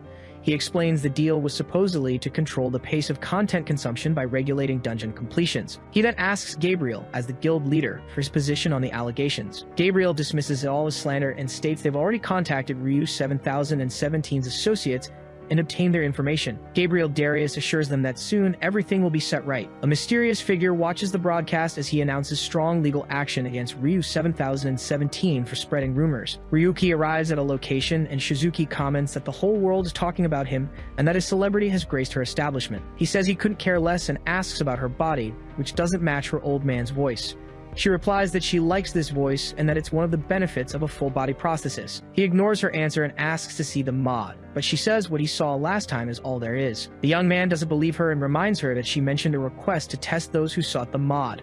He then asks if that means she has connections to the creator. Shizuki asks if he wants to deal directly with the creator because if the guinea pig shows up on his own, she can't refuse. She then smiles, looking pleased with how the conversation is going. She hands him a disc, explaining that if he can use it correctly, they will find him. He takes the disc and comments that the creators seem pretty important. Yigan analyzes the object and identifies it as Mod Mind's Eye, which interferes with the visual system to obtain information. Ryuki says he doesn't care about the risks of a high-spec mod, but he doesn't like being tested. He gets ready to leave and mentions one last thing, which makes Shizuki curious about what he's carrying in the bag. He shows the full bag, explaining they are boss-level magic stones he collected in the dungeons. He then asks Shizuki to calculate the value with the mod's bonus, and she thanks him and tells him to come back anytime. Out on the street, he comments to Yigan about the good profit he made, and the AI asks if he's going to try his luck with random boxes. But he replies that he still needs to meet one more person, which shocks Yigan at his master's unsocial life. A hand then waves at them from a distance. A young man approaches and greets him, but Ryuki just comments that he arrived earlier than expected. Yigan wonders since when his master has had friends, realizing he misjudged the person. The young man asks how Ryuka has been, leaving the AI completely bewildered. He continues to stare at the newcomer in silence. In a memory from the past, a hand points to a large, glowing tree on the city's horizon. A young Garcia points enthusiastically in the same direction. Next to a young Ryuki, he says his friend is right. Back in the present, he places a hand on Ryuki's shoulder, who finally says it really has been a while, Garcia. Garcia then invites him to talk for a bit. He agrees to talk, but his hand clenches into a tight fist, expressing his tension. Garcia comments that he's pretty laid back and should have contacted him sooner. He says he still feels terrible about what happened 3 years ago and that he had no choice at the time. Helping an unknown wasn't a simple matter back then. He then suggests they go somewhere more private to apologize properly, and Ryuki agrees. With a smile, Ryuki agrees, mentioning there are too many prying eyes around. Garcia apologizes sincerely once more. He bows and says he's sorry for what happened 3 years ago. Ryuki questions if an apology like that has any meaning now. Then he asks what Garcia really came to apologize for. Garcia reveals he has a plan to help him get back to bronze rank. He guarantees it's possible if Ryuki follows his plan, but the return won't be immediate. A memory begins with Ryuki calling Garcia's name on a rainy night, asking what he said. He begs for help, explaining there's only 1 week left until his mother's surgery. Ryuki gets on his knees and swears he'll pay him back if he lends him the money for the surgery. But Garcia pushes him away, telling him he's touching him with dirty hands. He tells the unknown to know his place and get lost. Lying on the ground in the rain, Ryuki calls out for his mother. He then states that he has to get the money for her surgery. Back in the present, Ryuki considers that this might actually be a good thing. The hospital bills and surgery costs are far more than an unknown could ever afford. In the memory, a voice orders Ryuki to leave, as this is no place for an unknown. The words to know his place and get lost echo in his mind. Back at the cafe, Ryuki abruptly stands up from the table. He then turns to Garcia, offering some advice for old time's sake. No one would believe his cheap act. Ryuki reveals he easily found out about his affiliation with the game developer Activity, a subsidiary of Laisha. He questions what kind of support Garcia could offer, since his labyrinth is failing miserably. Ryuki turns to leave, stating he doesn't need his support anymore, but Garcia threatens him, saying he'll hand over his information to Linza. He reminds him of Gabriel Darius, the master of the Linza Guild and Lynful's older brother. Ryuki recalls the name Gabriel when he presented him with a strategy guide. In a flashback, Gabriel praises the guide, being described as the guild's former ace and absolute leader, known as the Cold Serpent. He says he'll be watching for his next strategy. Garcia advises him to sit down while Gabriel still considers him human. Ryuki remains silent with a serious expression. Garcia changes his posture and decides to get straight to business, as he explains that Ryuki's channel will be a billboard for his company. Ryuki snatches the card from Garcia's hand. Ryuki suddenly confronts him, telling Garcia that this item is dangerous. Ryuki asks if he has any last requests. Ryuki shoves him hard across the cafe, telling him to get out. He leaves, saying they should never see each other again, leaving Garcia on the floor. Garcia warns that the target is escaping. He yells to get him quickly, as armed men tell Ryuki to stop. One of the men is neutralized by Ryuki as he tries to tell him to surrender peacefully. The men shout that the target is getting away as they chase Ryuki down the street. They follow him into a dead-end alley but wonder where he went. On top of a building, Ryuki watches his pursuers, having used a skill to escape. He realizes that Gabriel Darius's approach was much more aggressive than expected. Yigon detects his rising stress levels and asks if something is bothering him, but Ryuki denies it, stating that things are becoming clearer to him. He now knows what to do next and decides to return to the world of Phantasm. Elsewhere, Gabriel questions Garcia about how he repays the trust placed in him. Garcia apologizes for the disappointment and tries to offer information about Ryuki, but Gabriel cuts him off, saying the more he talks, the more disappointed he becomes. He asks if Garcia thinks he wouldn't already know basic information about someone who once belonged to Linza. Garcia then suggests the unknown probably got his account creation ticket from a random box. He begs for one more chance to investigate, while Gabriel reflects that all registered tickets were publicly auctioned. The people who bought the tickets at auction don't fit the profile. Gabriel concludes that Ryuki must have a benefactor, as he was expecting information about his associates. Garcia defends himself, questioning how he could know about the associates of someone who's been an unknown for years. Gabriel states he's wasted his time talking to someone who would betray an unknown for a quick profit. Gabriel's words echo in Garcia's mind. Enraged, he lunges at Gabriel. One of Gabriel's men quickly stops him. The guard pins him to the floor, neutralizing the threat. Gabriel approaches, declaring that a bronze daring to attack a gold is a serious offense. He warns him there's no hope of escape, as there are witnesses. The guard holds him down firmly. With Garcia pressed to the floor, Gabriel says that while this would normally result in a severe punishment, he will show mercy. He then sentences Garcia to become an unknown. Garcia begs the guild master for one more chance. He screams desperately that he is not an unknown. The guards drag him out of the place as Gabriel watches. Gabriel reflects that Ryuki was, at best, a decent analyst, but that was it. He didn't compare to Lynful, so it was an obvious choice, but something made him special. A vision showed Ryuki before an immense figure and a circular pattern. Then Gabriel decides he will uncover the secret of his account by any means necessary. Ryuki returns to the world of Phantasm, arriving in a village. A flash of energy marks his arrival in the middle of the square. He comments that he likes this village, while Yigon asks when he'll roll the random box. Yigon questions why he's wandering around, but Ryuki explains that the number of online players is important. He states that he needs witnesses for what's about to happen. His view count rises quickly. With so much attention, he knows they'll have to act. The target is Linza, the top guild in the world of Phantasm, and its ace Lynful. Ryuki then removes his helmet and prepares to set the bait and begin. A nearby player points in his direction, getting his friend's attention. Soon, a small crowd forms, recognizing him as the unknown player everyone's talking about. Yigon's system interface displays his 92 tickets and random box points. He accumulated the tickets through bonuses, daily quests, and dungeon achievements. So Ryuki decides to start with a 10-item roll. He doesn't get any rare items, receiving only common rewards. After Yigon comments on the probability, Ryuki decides to use all his remaining Yigon tickets. The result is piles of useless items, with nothing of value in sight. Even with a 3.6% chance, he gets nothing. But Yigon encourages him not to give up. Ryuki sits among the items, saying it's fine since he didn't have high hopes. Then he reveals his 5 guaranteed SR tickets, stating that the real round starts now. He opens the first SR random box. Inside is a necklace made from a phoenix feather that allows for a one-time resurrection. Considering a one-time resurrection is a good start, he believes it will be useful. Ryuki then moves on to the next ticket. As the box opens, he hopes for a weapon or a skill, believing he's hit the jackpot. But the revealed item is an SR rank magic toothbrush. Yigon congratulates him on finally getting an SR rank toothbrush after so many others. He asks if the item has any hidden function, and Yigon explains that it can be used in the real world. Its only function is to prevent cavities and work without electricity. Ryuki yells that it's useless and gestures at Yigon with the brush. With 3 tickets left, he decides to use them all at once to increase his chances. He decides to use all his tickets at once.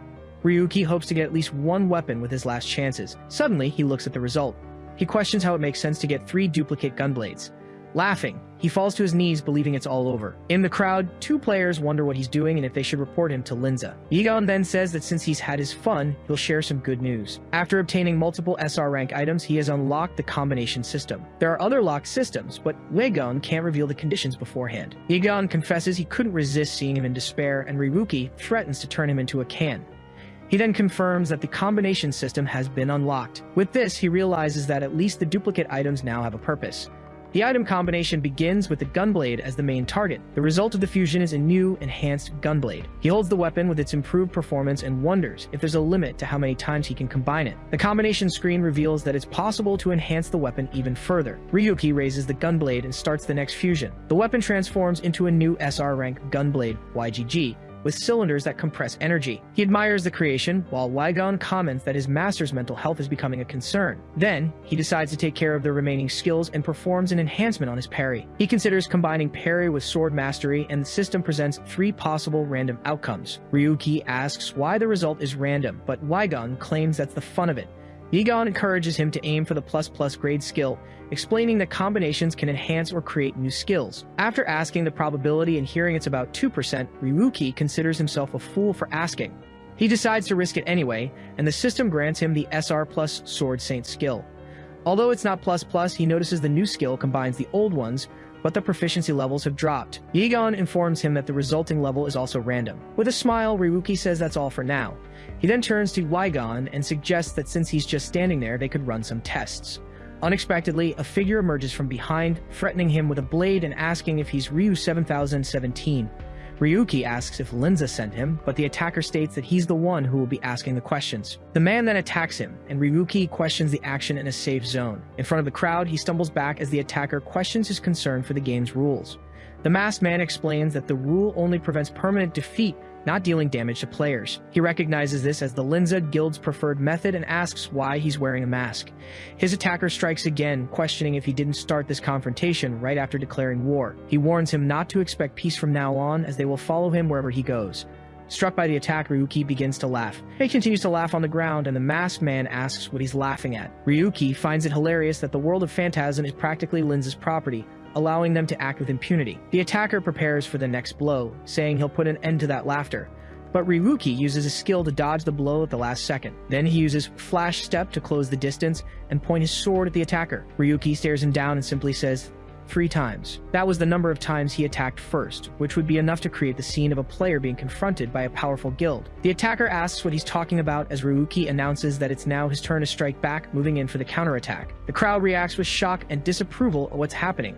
He begs him to wait, but is struck by the blade. Ryuki asks him why he's pretending to be weak, reminding him that he promised to follow him to the end. He asks if he can feel the impact, mentioning that he felt the effects before too, since in the world of Phantasm, defense reduces damage. But Ryuki reveals that his attacks don't follow that system, and the masked man despairs as he realizes he can't log out. Yigon confirms that the logout signal has been blocked, explaining that the aggressor will feel the continuous effects of each blow. He says the aggressor should be familiar with the situation, as it's what he and his people have been doing for a long time. Yigon approaches his master. Suddenly, several other masked players surround the area. One of them addresses Ryu 7017, gets straight to the point. He demands that Ryuki leave the world of Phantasm, saying it would be ideal if he stopped being a player altogether.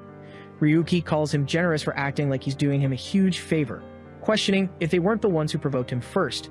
The original attacker remains immobilized on the ground. The newcomer comments that he's being too harsh and that he hadn't heard he was so dangerous. But Ryuki just tells him to back off. He refuses, stating he's more curious about that gun sword, which certainly doesn't exist in the world of Phantasm. The masked man asks how he brought the weapon to this place. Ryuki offers to tell him if he takes off his mask, but the other man knows that's not going to happen. The man says he should have exploited the bug quietly, but instead chose to create unnecessary trouble. He regrets it, but states that Ryuki's escape plan ends here. Then the other masked players charge all at once. Ryuki responds with parries. The blow hits several of the attackers at the same time. The leader appears behind him, saying that he's fast, but he's reached his limit. Ryuki activates his skill and counterattacks the leader. The man blocks the attack, questioning how a player who hasn't even reached the tower is already using that technique. He notes that using such techniques recklessly at this stage consumes a lot of resources. He concludes that Ryuki is just a beginner who got lucky with a bug. The leader advances again, mocking the technique's weakness, but Ryuki defends himself with his gunsword. He blocks the next blow and asks if the attacker thought that was an aura. The blow sends him flying backward. He stands his ground as the man on the floor declares it's impossible. The leader wonders if this could be another skill from a different game's labyrinth and considers waiting for the effect to wear off. Ryuki asks if he hasn't realized the situation yet, warning that the longer it takes, the worse it will get. He then reveals that his skill doesn't consume his resources. He claims he doesn't mind dragging out the fight as it gives him more time to practice. Ryuki explains that so far he's only fought monsters and needs to practice against real people. The crowd of players watches the scene. One of the spectators covers her face. One of the masked men falls to the ground, defeated. The leader shouts not to let him hit them, as he's ignoring their defenses. He orders all units to prepare for a group attack. Ryuki watches them on the ground and praises their great performance. He recognizes the signature weapon of the dual-wielding swordsman, Cassius. Ryuki asks if it doesn't bother him to ruin his image as a gentlemanly mage who even has a fan club. Cassius shouts that he'll immobilize him and prepares a skill. Then chains erupt from the ground and bind Ryuki. He orders them to attack from a distance with area of effect strikes, no physical projectiles. Multiple energy attacks are launched in his direction. Cassius explains that they've already analyzed the properties of the parry. If the attack isn't solid, he won't be able to counterattack. A large energy explosion hits the spot where he was, but the chains break and he emerges unscathed as expected. His SR Plus rank skill lives up to its grade, as it can deal damage even without being a physical attack. He comments that it's a bit disappointing, since now all he needs to do is swing his weapon. Cassius tries to order the units to attack once more, but is interrupted. Suddenly, he falls to the ground, causing his subordinates to scream for their boss. Ryuki asks if this is the first time he's been hit, thinking that taking down a boss in one hit is no big deal. The other masked men wonder if that weapon is a type that shouldn't exist in the world of Phantasm. They then realize that the weapon is a pistol. Against large or numerous monsters, the weapon is for crowd control, but against other players, it's a different story. Firearms don't exist in the world of Phantasm, so Ryuki asks why they're hesitating. Since they were the ones who attacked him first, he warns that they should be prepared to be defeated. He then asks if they shouldn't be ready for that. Elsewhere, a figure watches the broadcast and wonders what that is, questioning if it can even be called a bug. The figure notes that things are getting more and more interesting. One of the masked men drops his sword to the ground. Egon analyzes that the enemies rely on their stats to fight, making their movements inefficient compared to his master's style. All the attackers are down, and Lagon comments that he has blocked their exit, preventing them from escaping. Ryuki crouches beside Cassius, assuming that as high-ranking members they must have some kind of mental protection. Suddenly, an intense light shines from above, catching his attention. A huge wave of energy forces him to jump back. He recovers and recognizes the skill he's seen countless times in videos. It's one of the few long-range techniques in the game obtained by mastering spear proficiency. A meteor shower is conjured, raining down directly on him. Under the imminent attack, Ryuki braces himself for what's to come. He then activates a transfer stone to escape. He vanishes completely from the village square. The crowd is confused by what happened, wondering if it was Linz's doing. On the ground, Cassius realizes his superiors are getting personally involved. The meteor shower hits Ryuki in a rocky, desolate area. He gets up and faces his new opponent. Lynful Darius approaches, stating he'd rather not have spectators for this. The vice leader of the Linza Guild, Meteor Lynful Darius, says he couldn't ignore the call he made. Lynful Darius asks if he's ready for the pain he's brought upon himself. Egon warns that his heart rate is skyrocketing, while Rebke states he's been waiting for this moment. He then asks Lynful a single question, wanting to know if he remembers him. Lynful explains that he came in person because he doesn't know him, and thought he might remember something by seeing him up close, but he claims nothing comes to mind and asks if Ryuki is sure he holds a grudge against him. Ryuki says he ruined his life and questions if he truly remembers nothing. Lynful pretends to remember, mentioning the name Ryuki. He then reveals with a smile that he still doesn't know who he is. Lynful asks if that bothers him and if he thought throwing a tantrum would change anything. He accuses him of blaming others for his own misery as he gathers energy in his spear. With his weapon in hand, he tells Ryuki not to disappoint him too much. Ryuki replies not to worry as he has no intention of holding back against someone like him. Both prepare for combat and charge at each other. Lynful concentrates energy in his staff and Ryuki braces for impact. A massive attack is launched directly at him. A pillar of energy descends upon him with incredible speed. The energy explodes, creating a crater and kicking up debris all over the area. Lynful questions if he actually dodged the attack. Ryuki is dragged back, creating a long trail of destruction, but Lynful admits it wasn't bad for a nobody. The power behind the blows forces him to plant his feet firmly on the ground. Lynful invites him to continue, and Ryuki blocks the first of a new series of attacks. The two exchange high-speed blows, their weapons clashing repeatedly. He struggles to parry the high-speed attacks, managing to dodge just barely. A powerful blow from Lynful forces him to his knees, even with his block. Lynful says he might need to re-evaluate him, and Ryuki questions what he means by that. He explains that this is for entertainment, since people used to play games just for fun. Ryuki defends himself with his weapon and says he'll give him some free tips. Lynful strikes Ryuki squarely as he finishes the sentence, saying they are tips from someone with real talent. Lynful spins the spear in his hand and encourages him to do his best. He then raises his staff and prepares to use the meteor strike skill, yelling for him to go for the high score. The massive attack hits the ground, creating a huge explosion of energy. Ryuki manages to block the blow, feeling the shock in his wrist, but something unexpected happens. He can barely hold on, but the parry works. The successful block repels Lynful's attack, sending him flying backward. When the parry works, it creates an opening, and that's his chance to strike. He lunges forward to counterattack. Lynful recovers and blocks the blow with his spear. He stumbles back from the impact of the counterattack. Ryuki realizes the unstable counterattack has more weight to it than the Dark Knight's. Lynful acknowledges the skill as an interesting choice, since it's not found in the world of Phantasm. He decides to pick up the pace a bit and asks if Ryuki can keep up. They exchange blows again, and Ryuki knows the parry should have a stun effect. He wonders if Lynful's quick recovery is due to his weapon. Ryuki recalls the data he reviewed as an analyst. Lynful comments that he's holding up better than expected and challenges him to keep up now that he's speeding up. He remembers that the Starlight Spear accelerates with each strike, but believes he can last longer with his intuition and parries. The two clash in a powerful clash of blades. This is his last chance, and he needs to aim for a critical hit. Suddenly, he's hit. Lynful strikes him with a decisive blow, saying it's a shame as with just 3 more seconds he would have set a new record. He concludes that this one isn't worth remembering either, as it was only slightly thrilling. With a single blow, he sends Ryuki flying. Lynful finds him disappointing and asks if he really thought he could face him with those skills. He then informs him that, by the way, he can't be defeated here even if he wanted to be. The location is considered a safe zone by the game's faulty system, just like the village where he faced Cassius. Lynful approaches, saying that if he doesn't want to suffer anymore, he should start talking, and asks if someone is backing him. But Ryuki tells him to shut up and asks why he doesn't just ask Cynthia, if he's so curious. Lynful reacts upon hearing Cynthia's name. He grabs him, demanding to know where that girl is. With a smirk, Ryuki asks if she betrayed him too.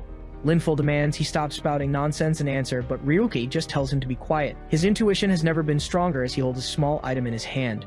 While Lynful keeps demanding to know where she is, Ryuki activates a small flash bomb. An intense flash of light forces Lynful to shield his eyes. He recovers and questions if he really thinks he can defeat him with a device like that. Ryuki calls him ridiculous for thinking he'd be manipulated, asking why he'd need help to finish someone like him. Lynful then accepts his choice not to talk and warns him not to regret it. With his hand on his weapon, Ryuki states that from now on he will never forget him. He gets ready, saying that he's now coming at him with 50% of his power. Ryuki announces he'll now face him using only 50% of his power. Egon calls him master, questioning the decision.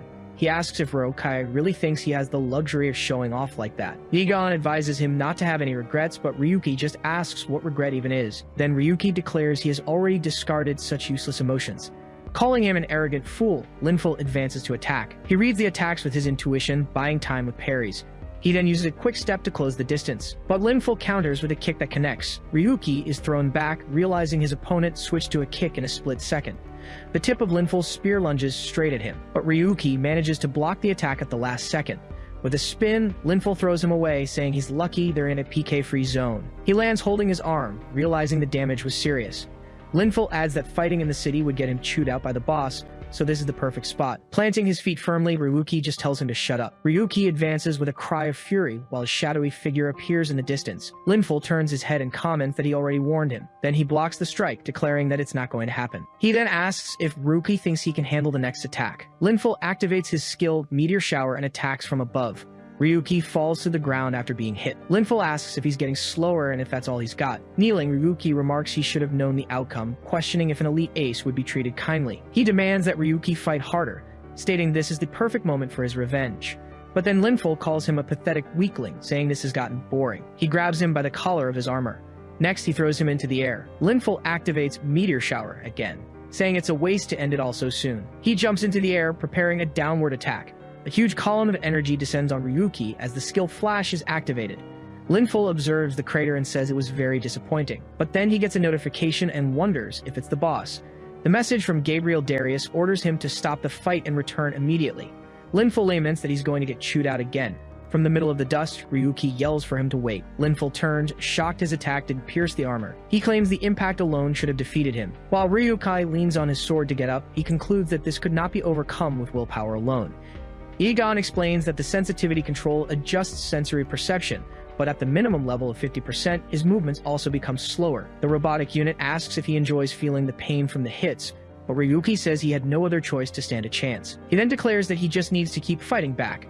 Lynful says he must have used some kind of glitch, but Ryuki just asks if he's afraid of Gabriel Darius. The question leaves him speechless. With a hand over the impact point, Ryuki asks if he hit a nerve. He then stands, stating it's obvious this was a solo act. Ryuki says that by now Gabriel is probably furious as he reads a rusty dagger. Lynful smiles and says he pulled it off, admitting that even though he was desperate, he got what he wanted. A dagger hits Lynful's neck. Ryuki asks if he's already complaining over a single hit, saying Lynful underestimated him. Clutching the spot, Lynful says it's to be expected for his first time feeling pain, since his attack bypasses armor rules. He presses his hand against the wound. Lynful calls him a wretch. Ryuki asks if he's alright since he can still make noise after a hit to the neck. He then taunts him to stop complaining and come fight him. Lynful tells him to shut up and lunges with a downward strike, but Ryuki dodges and parries the attack. Lynful wonders how he's reading his movements, despite being at a disadvantage. Ryuki reveals that as an analyst, he studied and memorized all of Lynful's skill patterns and habits. Ryuki strikes Lynful's leg, stating that since Lynful has never felt such pain, he'll have the advantage the moment his concentration breaks. Lynful decides he needs to end the fight quickly. He declares he'll put everything into his next strike. Multiple skills activate at once: Sonic Lance, Monstrous Strength, and Double Attack. He states that his Awakening skill, used only for hunting tower bosses, will defeat him once and for all. Lynful prepares to deliver his attack as the skill's Celestial Meteor Strike is activated. Ryuki recognizes the technique as the Spear of Invincibility. He decides he just has to endure it. As long as he stays in the PK-free zone, he'll be safe. His opponent rushes toward him. Lynful questions how he intends to dodge at that slow pace, but Ryuki appears by his side. He uses a wooden dummy and a rusty gear, leaving his opponent confused. Ryuki decides that if he can't avoid the attack, he will minimize the damage and knockback in any way he can. Then he summons a series of random items, and Lynful wonders if he really thinks he can block the attack with that junk. With a cry of fury, Lynful delivers the final blow. The spear strikes Ryuki's chest with full force. A large explosion of energy occurs at the point of impact. After the smoke clears, Lynful calls him an annoying creature. He comments that Ryuki managed to avoid a direct hit, but states there's no way he can win with what he has left. Holding the spear that hit him, Ryuki tells himself that he finally managed to get this far. Lynful gets angry that he damaged his weapon, calling him a persistent pest who just won't give up. Holding the weapon, Ryuki asks if Lynful wants to see something fun, but he just yells for him to let go. He explains that the SSR he got at the beginning, which he tested with Serial's wings, is neither a skill nor an item. Lynful stares at him and asks what he's doing. Ryuki's hands glow around the weapon, and Lynful wonders what is happening to his spear. He then screams in panic, questioning what that is on his status window. With a smile, Ryuki reveals the power that materializes in his hand, Delete. The Spear of Light vanishes completely. Lynful wonders what happened, recognizing his Starlight Spear. He then notices the unique item has disappeared from his inventory and wonders how that's possible. Lynful concludes his opponent must be using some kind of trick or illusion technique. A shot hits him. As he backs away, he hears Ryuki say he was aiming for the center, praising his instant reaction. Lynful touches the spot where he was hit and demands to know what he did to his weapon. Ryuki explains that the weapon is gone as he deleted its data. He reveals this is the delete power of the Egon system. Lynful pulls himself together, saying he'll defeat him anyway. He then declares that a single weapon is more than enough to finish him. Ryuki challenges him to try and starts running away. Lynful gives chase, yelling that he won't let him escape. He notices something, wondering what's going on. An explosion goes off, caused by a trap on the ground. Lynful is nearly hit by the blast, questioning what that was. Then, a shot hits him dead on. He leans on his weapon to keep from falling, as Ryuki advises him to stay put. Ryuki then reveals that he set up a bunch of traps all around them. Lynful dismisses the warning as foolish and steps on one of the traps. With a smile, Ryuki asks if they really thought he didn't know this place. Lynful just glares at him furiously. Ryuki explains that he knew every move he would make, having planned everything since he made his declaration. He knew this was a place where the Linza Guild plays dirty and figured he'd be lured here. That's why he planted a few surprises here in advance. He thanks Lynful for falling into his trap and promises to stay until the end to return the favor. Lynful just grits his teeth at the taunt. Then he yells that it's all nonsense and charges forward to attack. Another trap explodes right in his path. Amidst the dust, he complains that his opponent dodges everything and that the smoke is clouding his vision. Shouting for his opponent to go down, Lynful leaps and attacks the figure on the ground. He realizes something as he strikes the target. His attack actually hit a decoy. Then a countdown begins. To Lynful's surprise, Ryuki grabs his weapon and it begins to shatter. The spear shatters completely, and Ryuki asks if he's starting to feel the effect. Lynful questions if the Starlight Spear is really gone as Ryuki's weapon powers up. Then Ryuki fires a powerful attack at Lynful. Defeated, Lynful falls to the ground, vowing to make him pay one day, and tries to log out. But the logout system fails, leaving him confused about what happened. He screams, questioning why the logout isn't working, and is neutralized by a final blow. Yigun informs him that logout has been disabled, and Ryuki asks if the Great Ace of Linza isn't ashamed of running away. Ryuki confronts him up close and calls him by his full name, Lynful Darius. He then asks if Lynful remembers an analyst from the Linza guild named Ryuki. Lynful yells back that he'd never remember someone like him. Ryuki asks if he'll still not remember even after he's no longer a player, leaving Lynful speechless. He reminds him that only one account is allowed per person, and if he loses it for any reason, he'll never get another one. Then Ryuki reveals he was wondering if his delete power could also erase account data. He states that from this moment on, Lynful will never forget him, while the other begs him to stop.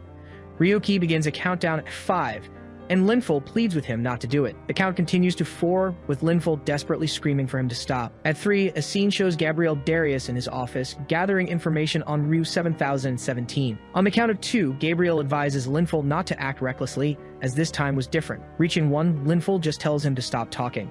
The countdown finally hits 0. Lynful screams as his body begins to fragment. His body disintegrates completely. Egon states that it's over and congratulates him, but he wonders if it's really finished. He then declares that this was just the beginning. He states this is only the beginning, as there are still many others he needs to pay back. Elsewhere, a mysterious person draws a dagger. As Ryuki mentions the Linza Guild and Gabriel Darius, suddenly something is thrown at high speed towards Ryuki. A dagger nearly hits him. He looks at the weapon, and Wigon warns him to be careful. Ryuki is transported to a different space, and Wigon asks if he's okay, but he senses this isn't a spatial transfer. The mysterious figure appears behind him, saying it's been a while, and calls him by his name. A hooded figure emerges in front of him, and he asks who it is. The person introduces herself as Azia from the GAES Guild, and Ryuki finds it strange since he's never seen her before. She explains that Azia is her real name, but she has used another name in the past. Then the figure starts to remove her hood. She says he'd probably know her better by that other name. Cynthia reveals herself, saying she never thought they'd meet again, and calls him Ryuki. Ryuki stammers her name, surprised by the reunion. A brief memory of Cynthia smiling flashes in his mind, followed by another of her standing next to Lynful. He questions if it's really Cynthia standing there. She confirms that Cynthia was an alias and her real name is Azia. Ryuki starts to laugh uncontrollably. He then says he doesn't care what her real name is. Because of her scheme, he was kicked out of the guild, became a nobody, and lost everything. And yet she herself came back, and he can only think of one reason why. He then asks if she came prepared for a confrontation. Cynthia reveals she tried to find out what happened to him and never imagined he'd become a player. She explains that thinking about how to surpass him, Lynful, and the others from Linza was what kept her going. And if it weren't for that goal, she would have been defeated exactly as he expected. Cynthia faces him with a serious expression. He demands she explain why she's there, stating he can barely stop himself from taking her down on the spot. Cynthia says 3 years have passed and he's changed a lot, so she gets straight to the point and asks him to forget his revenge against Linza. With a smile, Ryuki asks her to repeat what she just said. She advises him to live quietly, so Linza will stop tracking him, asking him to think of his family, at least for his mother's sake. Then Cynthia mentions she heard that very day that his mother passed away and apologizes for it. Ryuki's expression changes completely. He draws his weapon, confirming she really came to be stopped, and promises he'll grant her wish. Then he lunges forward, shouting that he's going to end this right now. Cynthia remains motionless as he closes in to attack. He strikes with his weapon, but she manages to block the attack. With a lunge, she prepares to grab the dagger. Cynthia moves past him, and he questions her strength and the dagger. She then lunges forward and grabs the dagger. With a quick move, Ryuki manages to strike Cynthia's hand, neutralizing her. Ryuki readies himself and attacks with his weapon from above. He unleashes a wide, horizontal strike against her. He states she didn't even come close and questions if that's all she's got, realizing her feelings ran deep. Cynthia's figure flickers and her body begins to fall apart. Garcia comments that taking down Lynful wasn't just luck and says goodbye as her body disintegrates. Ryuki points his weapon, questioning the situation. She says she didn't come for a decisive battle and never thought he would actually defeat Lynful. Egon informs its master that the figure isn't real, explaining that a data transmission occurred when he touched the dagger. The AI comments that he's shocked to see the real thing, as this is the appearance of an artificial bug. Ryuki says he doesn't care and that in the end he can't defeat her now. Cynthia then declares that taking down Linza is her job. She asks if he'll be able to handle the situation when Lynful returns, and he questions the mention of the name. She states she won't give up on her revenge and doesn't care about the consequences. Cynthia warns him he'll regret it, but Ryuki replies that he'll never see Lynful in the game again. He reveals that he completely deleted Lynful's account and that, in the end, he was crying and screaming. He tells her to shut up and wait because soon her fate will be the same. Back in the desert, he looks at his own hands and admits she got him. He reflects that the bug completely neutralized him and that he would have been defeated if Azia had wanted to. But the most shocking part was the suspicious dagger, which he should have dodged instead of grabbing. He didn't sense any danger from her and decides he'll need an ally in information. He then turns to Yigdrazle and asks if that thing is ready yet. The AI confirms it's tracking the data and connecting the call, and Ryuki speaks to the mod creator. A teddy bear avatar appears on a screen, completely surprised. He asks if the creator thought he wouldn't notice the hack in his vision through the mod he bought at Shizuki's shop. The bear realizes he was already in his sights and tries to disconnect.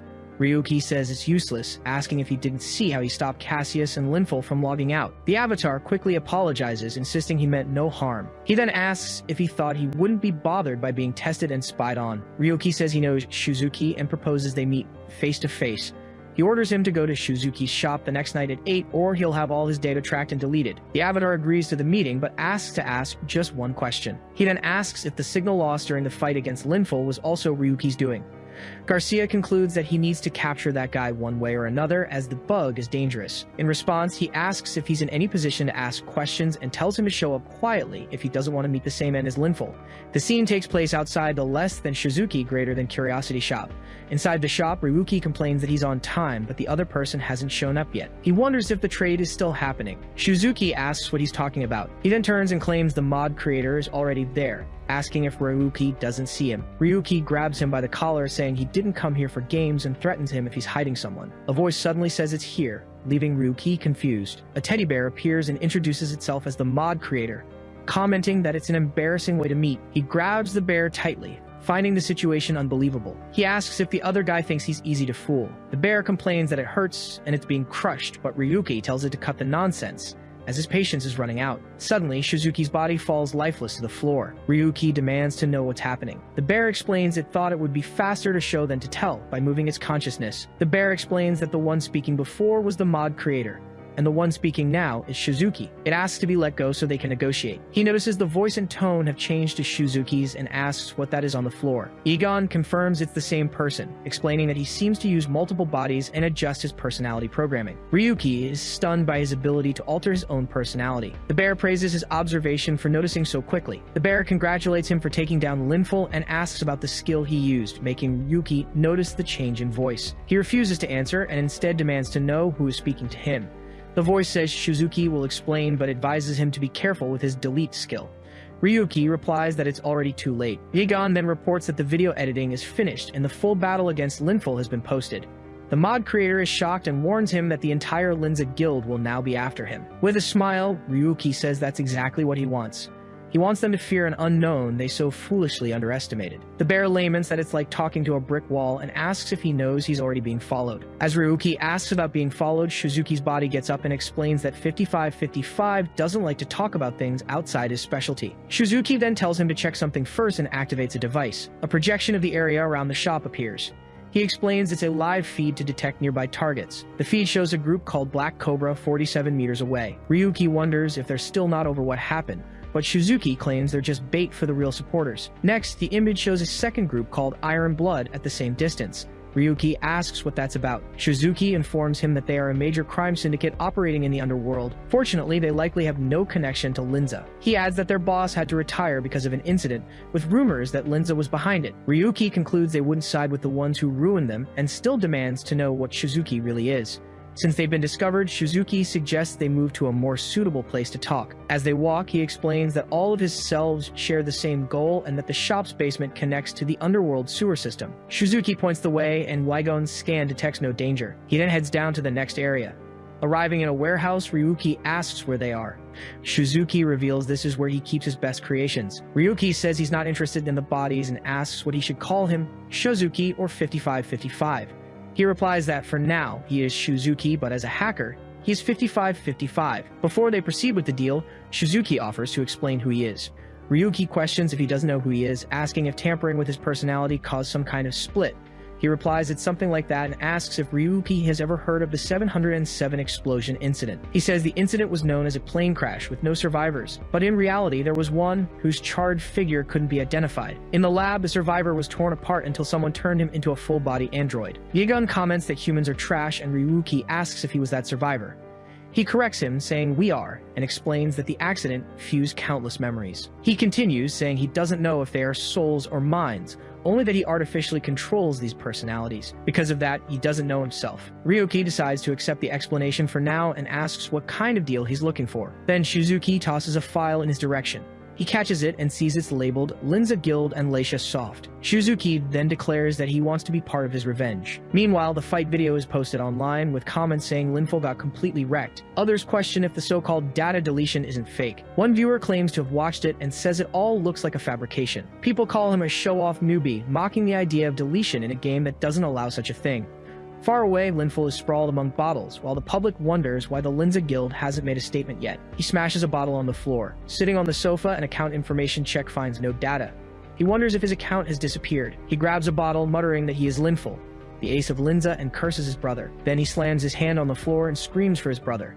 Lynful begs for just one more chance.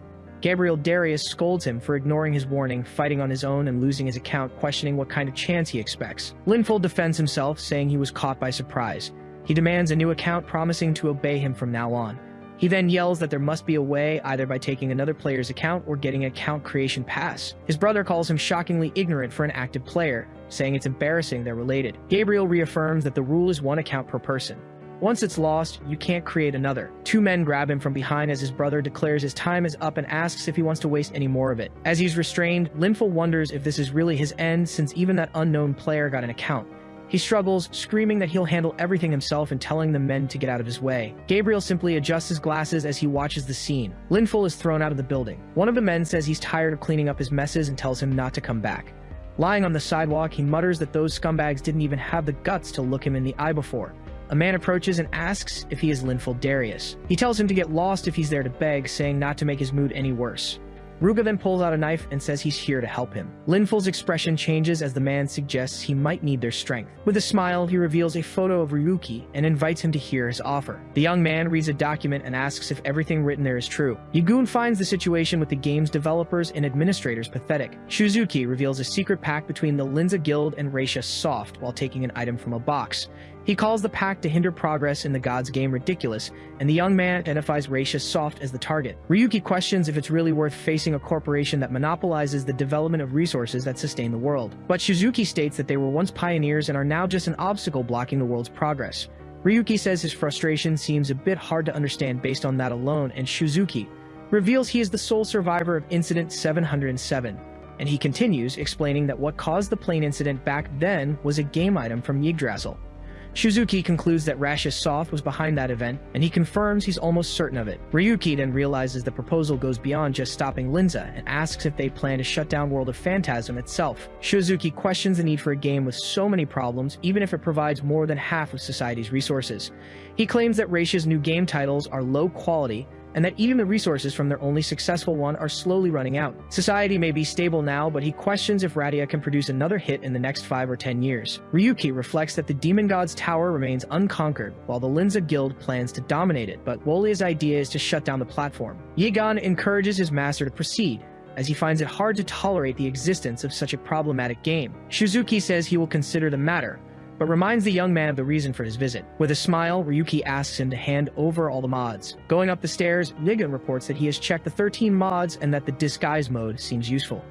He holds a device, considers the exchange interesting, and asks if the device has investigated the incident mentioned by Wolia. Yigan confirms that records of the incident exist, that there was only one survivor, but there is no proof that Wolia is that person. Emerging from a manhole, he agrees that people can't be trusted and asks if the path was through the alleys near the Entertainment District Hotel. He notes the location is far enough from Judson Square to be safe, but he sees a man sitting on the ground. Approaching the fallen man, he wonders if the person is unwell, but confirms he is at least breathing. Yigan identifies that the man is under the influence of digital stimulants, something the young man has heard of. He guesses their popularity is due to being in the entertainment district and hears someone shout, "Over here." A group of men approaches the fallen man, with one of them complaining that the guy is being too much trouble. Yigan observes that they are wearing the same clothes as the people who were watching near Judson Square, while the leader complains about being tricked.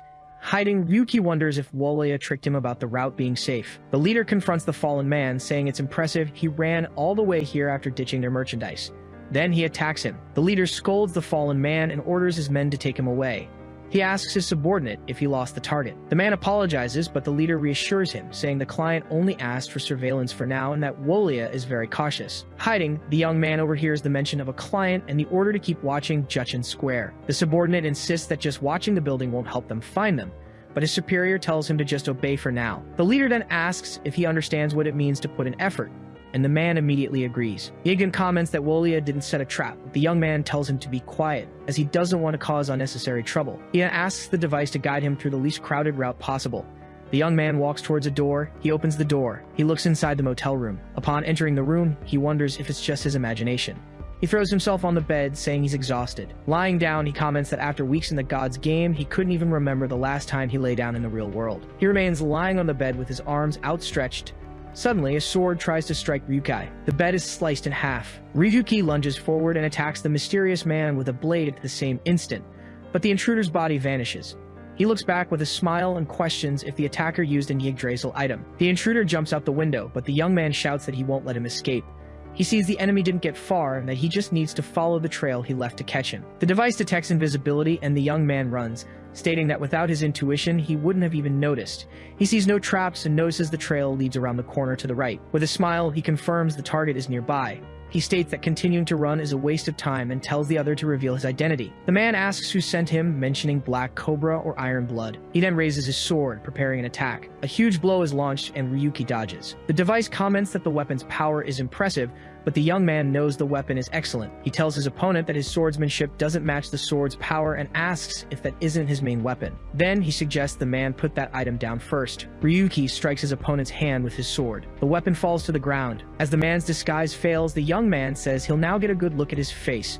He recognizes the man and calls him the so-called former guild ace, trying to act like an adversary. Then he asks if it isn't pathetic, calling him by his name, Lynful Darius. Lynful clutches his wounded hand, calling Ryuki an insolent stranger. He lunges for his sword on the ground, yelling that he'll defeat him.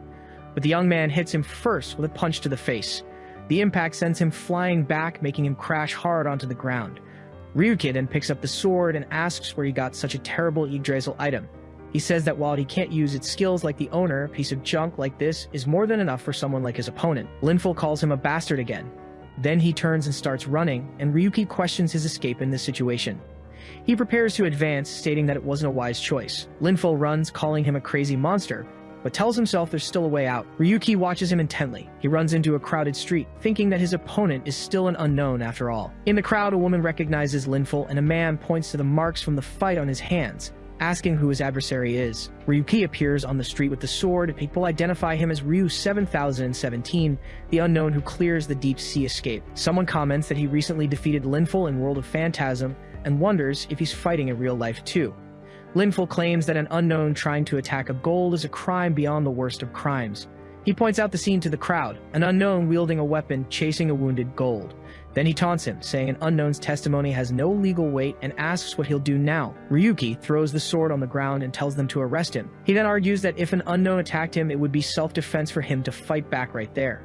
With his hands up, Ryuki says that if Lynful defeats him now, he'll be innocent, calling it golden opportunity. And he adds with a smile, of course, if you can, that is. Lynful is shocked and furious at the provocation. He wonders what Ryuki's plan is, but concludes it's probably just a bluff and a real opportunity. In front of all the cameras, he realizes he can avenge his humiliation from the game and proudly announce his comeback. Lynful then picks up the sword from the ground. He charges forward, screaming for the kid to be defeated, but his opponent dodges the blow. Ryuki states the attack is so sloppy it's almost pathetic and that he feels no tension at all. Lynful yells at him to shut up and spins the sword, creating a circular attack on the ground. The blow hits the ground with a series of impacts. Ryuki dodges and taunts him, saying he should have brought his spear, but then remembers he doesn't have it anymore. Lynful then asks him how long he'll keep dodging like a rat. In response, the young man hits him with a direct punch to the face. He states that his opponent is mistaken, as this isn't a duel, and reminds him that he was the one who kicked his own brother out. Lynful gets up with his sword in hand, wiping his face. Then, he leaps and unleashes a series of arsing attacks with the sword. He gets closer and swears he will definitely defeat him. Ryuki is hit by debris and staggers back. Lynful identifies this as his chance to attack. He moves in, taking advantage of the distraction, but the young man prepares to end the fight right then and there. Ryuki blocks the sword strike using only his small knife. He states that Lynful went too far by turning the city into a mess and attacking innocent citizens. Lynful questions him, not understanding what he's talking about.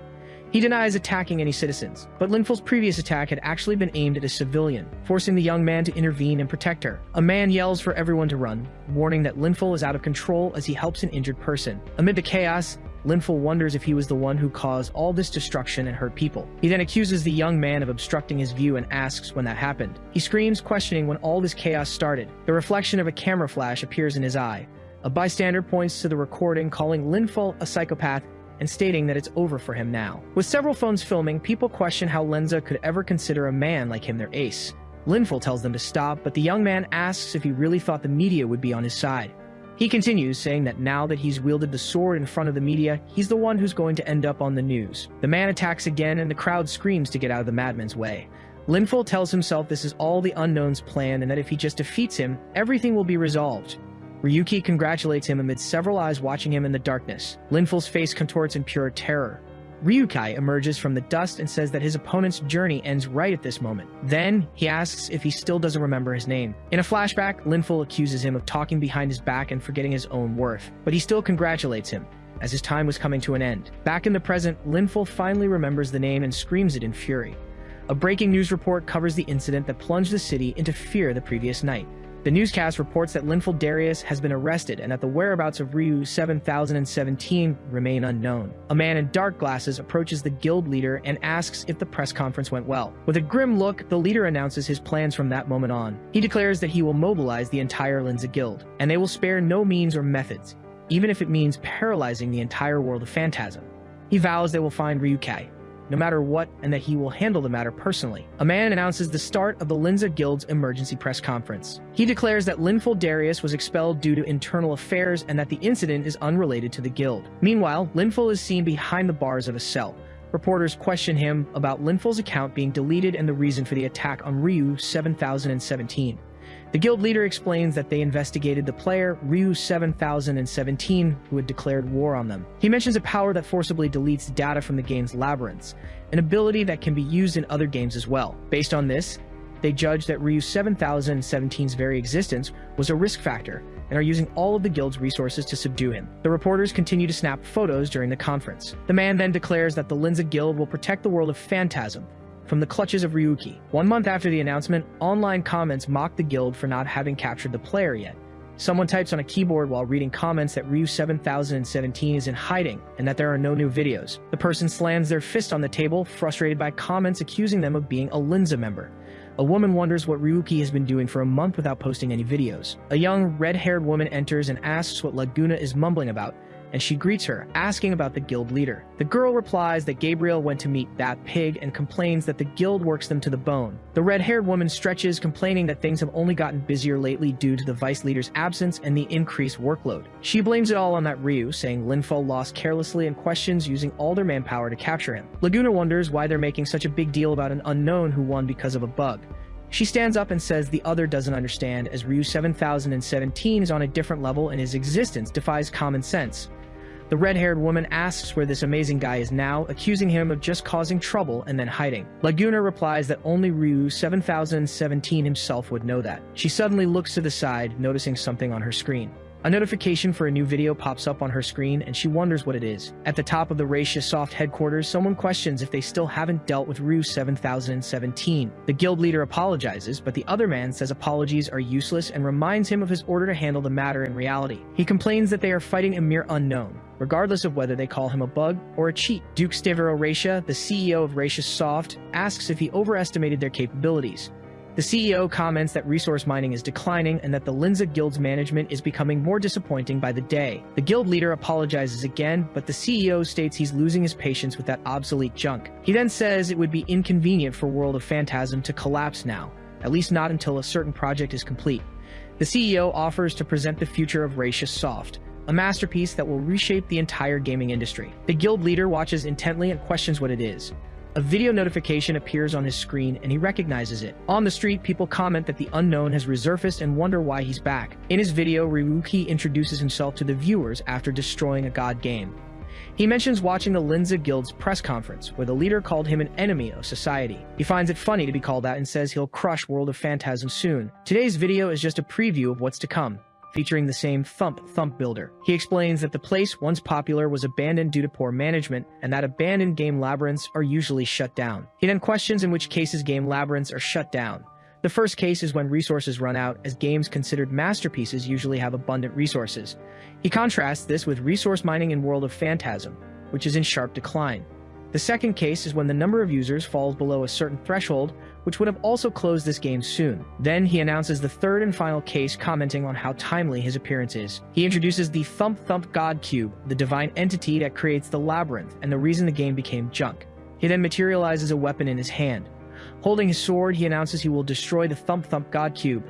The red-haired woman calls it an absurdity that should be possible within the system. The other woman recognizes the weapon as the same one from the World of Phantasm video and wonders how he can use it in another game labyrinth. The God Cube then sends small, cube-shaped soldiers to attack him. Ryuki charges forward and attacks the soldiers with his sword. He explains that the soldiers are weak and have simple attack patterns, but the reason the game failed is something else. It was the endless attacks that destroy everything and make building impossible due to poor difficulty balancing. He leaps over the cubes, using them as platforms to get closer. He launches himself into the air and questions what happens if the root cause is destroyed. Then he plunges his sword directly into the God Cube. Kneeling on the creature, he reveals the final method to shut down a game labyrinth, when a critical, irreplaceable failure occurs in the system. With a smile, he states that this makes it impossible to maintain the labyrinth itself. He then extends his hand and activates the delete command. The God Cube begins to break apart. Then he watches the game world disintegrate around him. He explains that now that he has deleted the management system, the game labyrinth will automatically shut down. The remaining cube soldiers start to vanish into thin air. The red-haired woman questions if he really destroyed the game labyrinth. Her colleague wonders if the same ability that deleted Lynful's avatar can affect the labyrinth itself. He thanks everyone who watched and promises they'll see the same scene in World of Phantasm soon. Then he says he'd like to correct the nonsense spoken by a high-ranking person about the world's collapse. He clarifies that if World of Phantasm falls, what will be ruined is Garcia Soft and the Linza Guild. He points forward and states that he is not an enemy of society. Then he declares that his targets are only them. A long line of players forms at the entrance of the Verdant Illusion dungeon. He studies a wanted poster with a smirk. A guild officer checks a list regarding a suspicious incident and lets a group pass. Two players in line complain about being watched for a month just because Ryuki went into hiding. Another player wearing a helmet tells them to be quiet. The officer calls the next person in line and orders him to remove his gear for an identity check. Then the helmed man materializes a gunblade and asks if this is what he's talking about. The guards recognize him as Ryu 7017 and order headquarters to be contacted immediately. He scoffs at them, saying it must be hard looking for a single unknown person in broad daylight with such an obvious disguise. He claims he's just testing new skills and warming up a bit before entering the dungeon. With a swift sword draw, he strikes one of the guards. He then considers switching weapons and materializes a new sword. He wields the Soul Slicer blade, a weapon that always lands critical hits against spirit-type enemies. The remaining guard calls him an arrogant man and charges with his axe.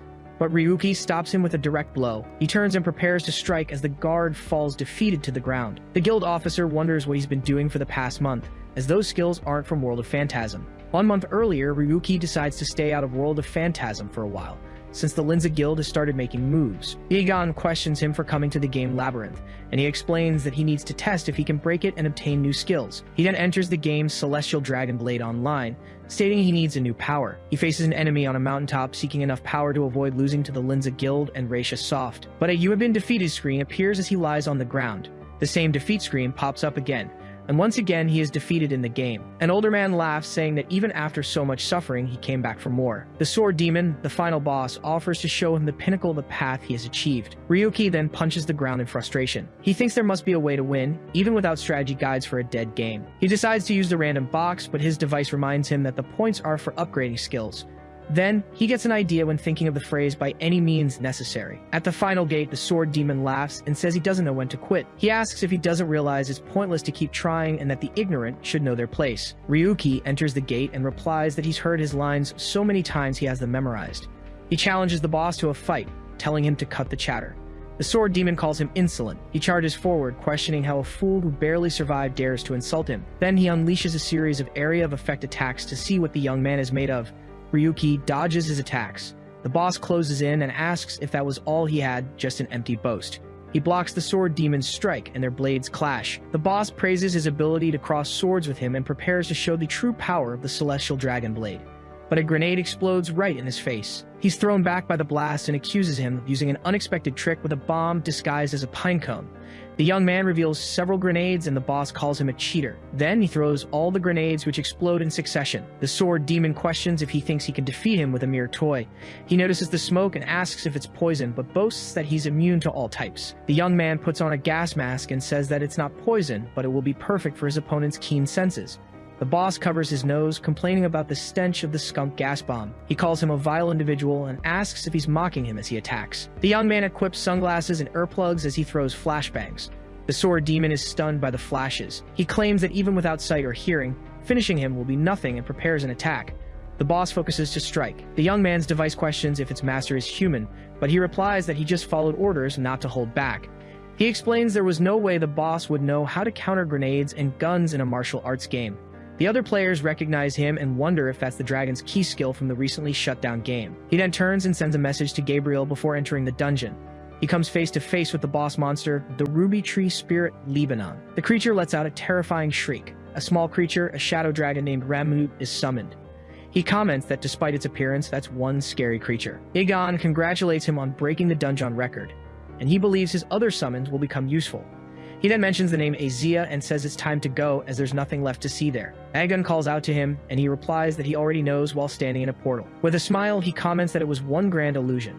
He turns and comes face to face with a large group of players. Someone asks if he's coming back as they heard he had retired from gaming. Then, the legend himself, Gabriel Darius, introduces himself while holding a book. Gabriel says he was expecting him, but he's surprised to see an army mobilized to capture just one master. The young man observes there are over 1,000 of them and wonders if Linza has completely lost its mind.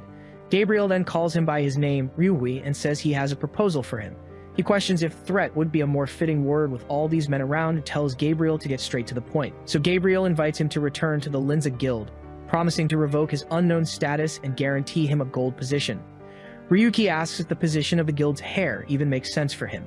He grips his weapon and remarks that they're really trying hard to recruit him, even when his goal is their destruction. He points his weapon forward and shouts his answer, rejecting the offer. Gabriel then charges forward, and Ryuki and Gabriel's swords clash.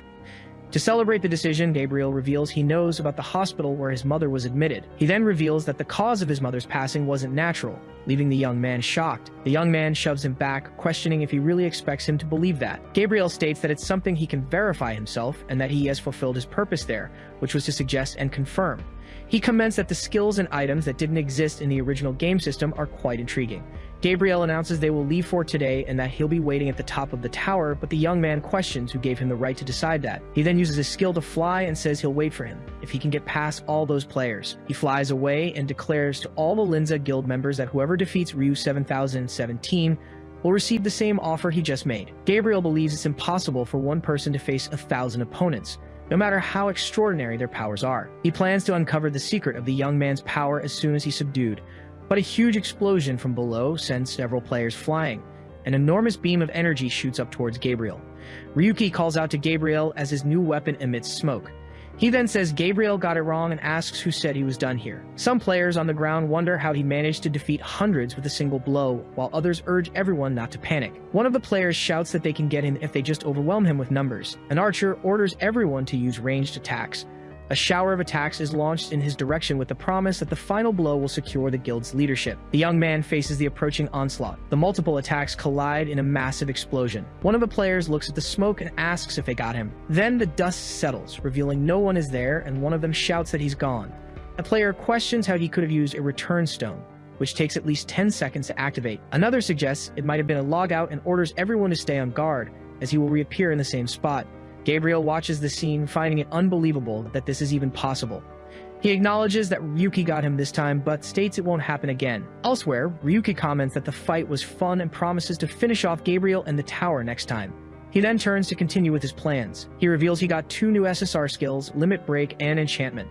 He complains that this was all he got from 1,000 tickets, and Wigan reminds him he should be grateful. Ryuki paces back and forth, and the device asks what the plan is now. He declares it's time to begin and prepare to head for the tower. A ranking screen shows that Ryuki is breaking all dungeon conquest records at an insane speed. He keeps setting new records, a feat people consider impossible due to level restrictions. A new dungeon record is set in the Dawn Mist Prairie, while comments question if Ryu 7017 is just using bugs. He then sets another record in the Temple of Aurora, and someone wonders if he'll be the first to clear the tower. A red-haired man receives news that Ryu 7017 has been spotted in a nearby dungeon and orders immediate mobilization. In a tavern, a group of players complains about having to go after him right after finishing a hunt. An armored player asks the innkeeper if he isn't going too, but the man replies he's not interested in the matter. The player finds it strange that he doesn't care, even though the target is trying to destroy the labyrinth he lives in. Then the innkeeper reveals he originally came from the Pong world, an incredibly old game labyrinth. He explains that he's been through countless shutdowns and destructions, but the youth of today seem to think differently. The armored young man asks what he means by youth. A memory shows a man questioning for how long they must bow their heads to the players. A man in red armor raises a flag declaring that this is their world, where they were born and where they will live. He incites the crowd to expel the outsiders and reclaim their world. The Crimson Infiltration Unit announces they no longer need players and will attack the dungeon tomorrow, with the people's support. The innkeeper calls them a bunch of hot-headed youths and wonders if they don't realize the reality of the situation. He then warns that the customers have already left and he's about to close up shop, suggesting the players should head home too. Ryuki drops his disguise and asks if there's any more information. Using a teddy bear avatar, he explains that the Crimson Infiltration Unit is a group formed by the game's own residents, led by Kugan. Kugan has already tried to challenge the dungeon several times and now confidently declares he will conquer it. Dagon states the action is not just reckless, but a one-way trip, as residents cannot resurrect if they are defeated. Ryuki asks if the NPCs found a way to conquer the dungeon, and the other says that's the crucial part. He then reveals that GAES has made contact with the Crimson Infiltration Unit, and the young man questions in surprise about GAES. An image of Cynthia smiles as the text questions if Asia contacted the NPCs through a bug. Ryuki says he has a bad feeling about this and decides it's best to follow them.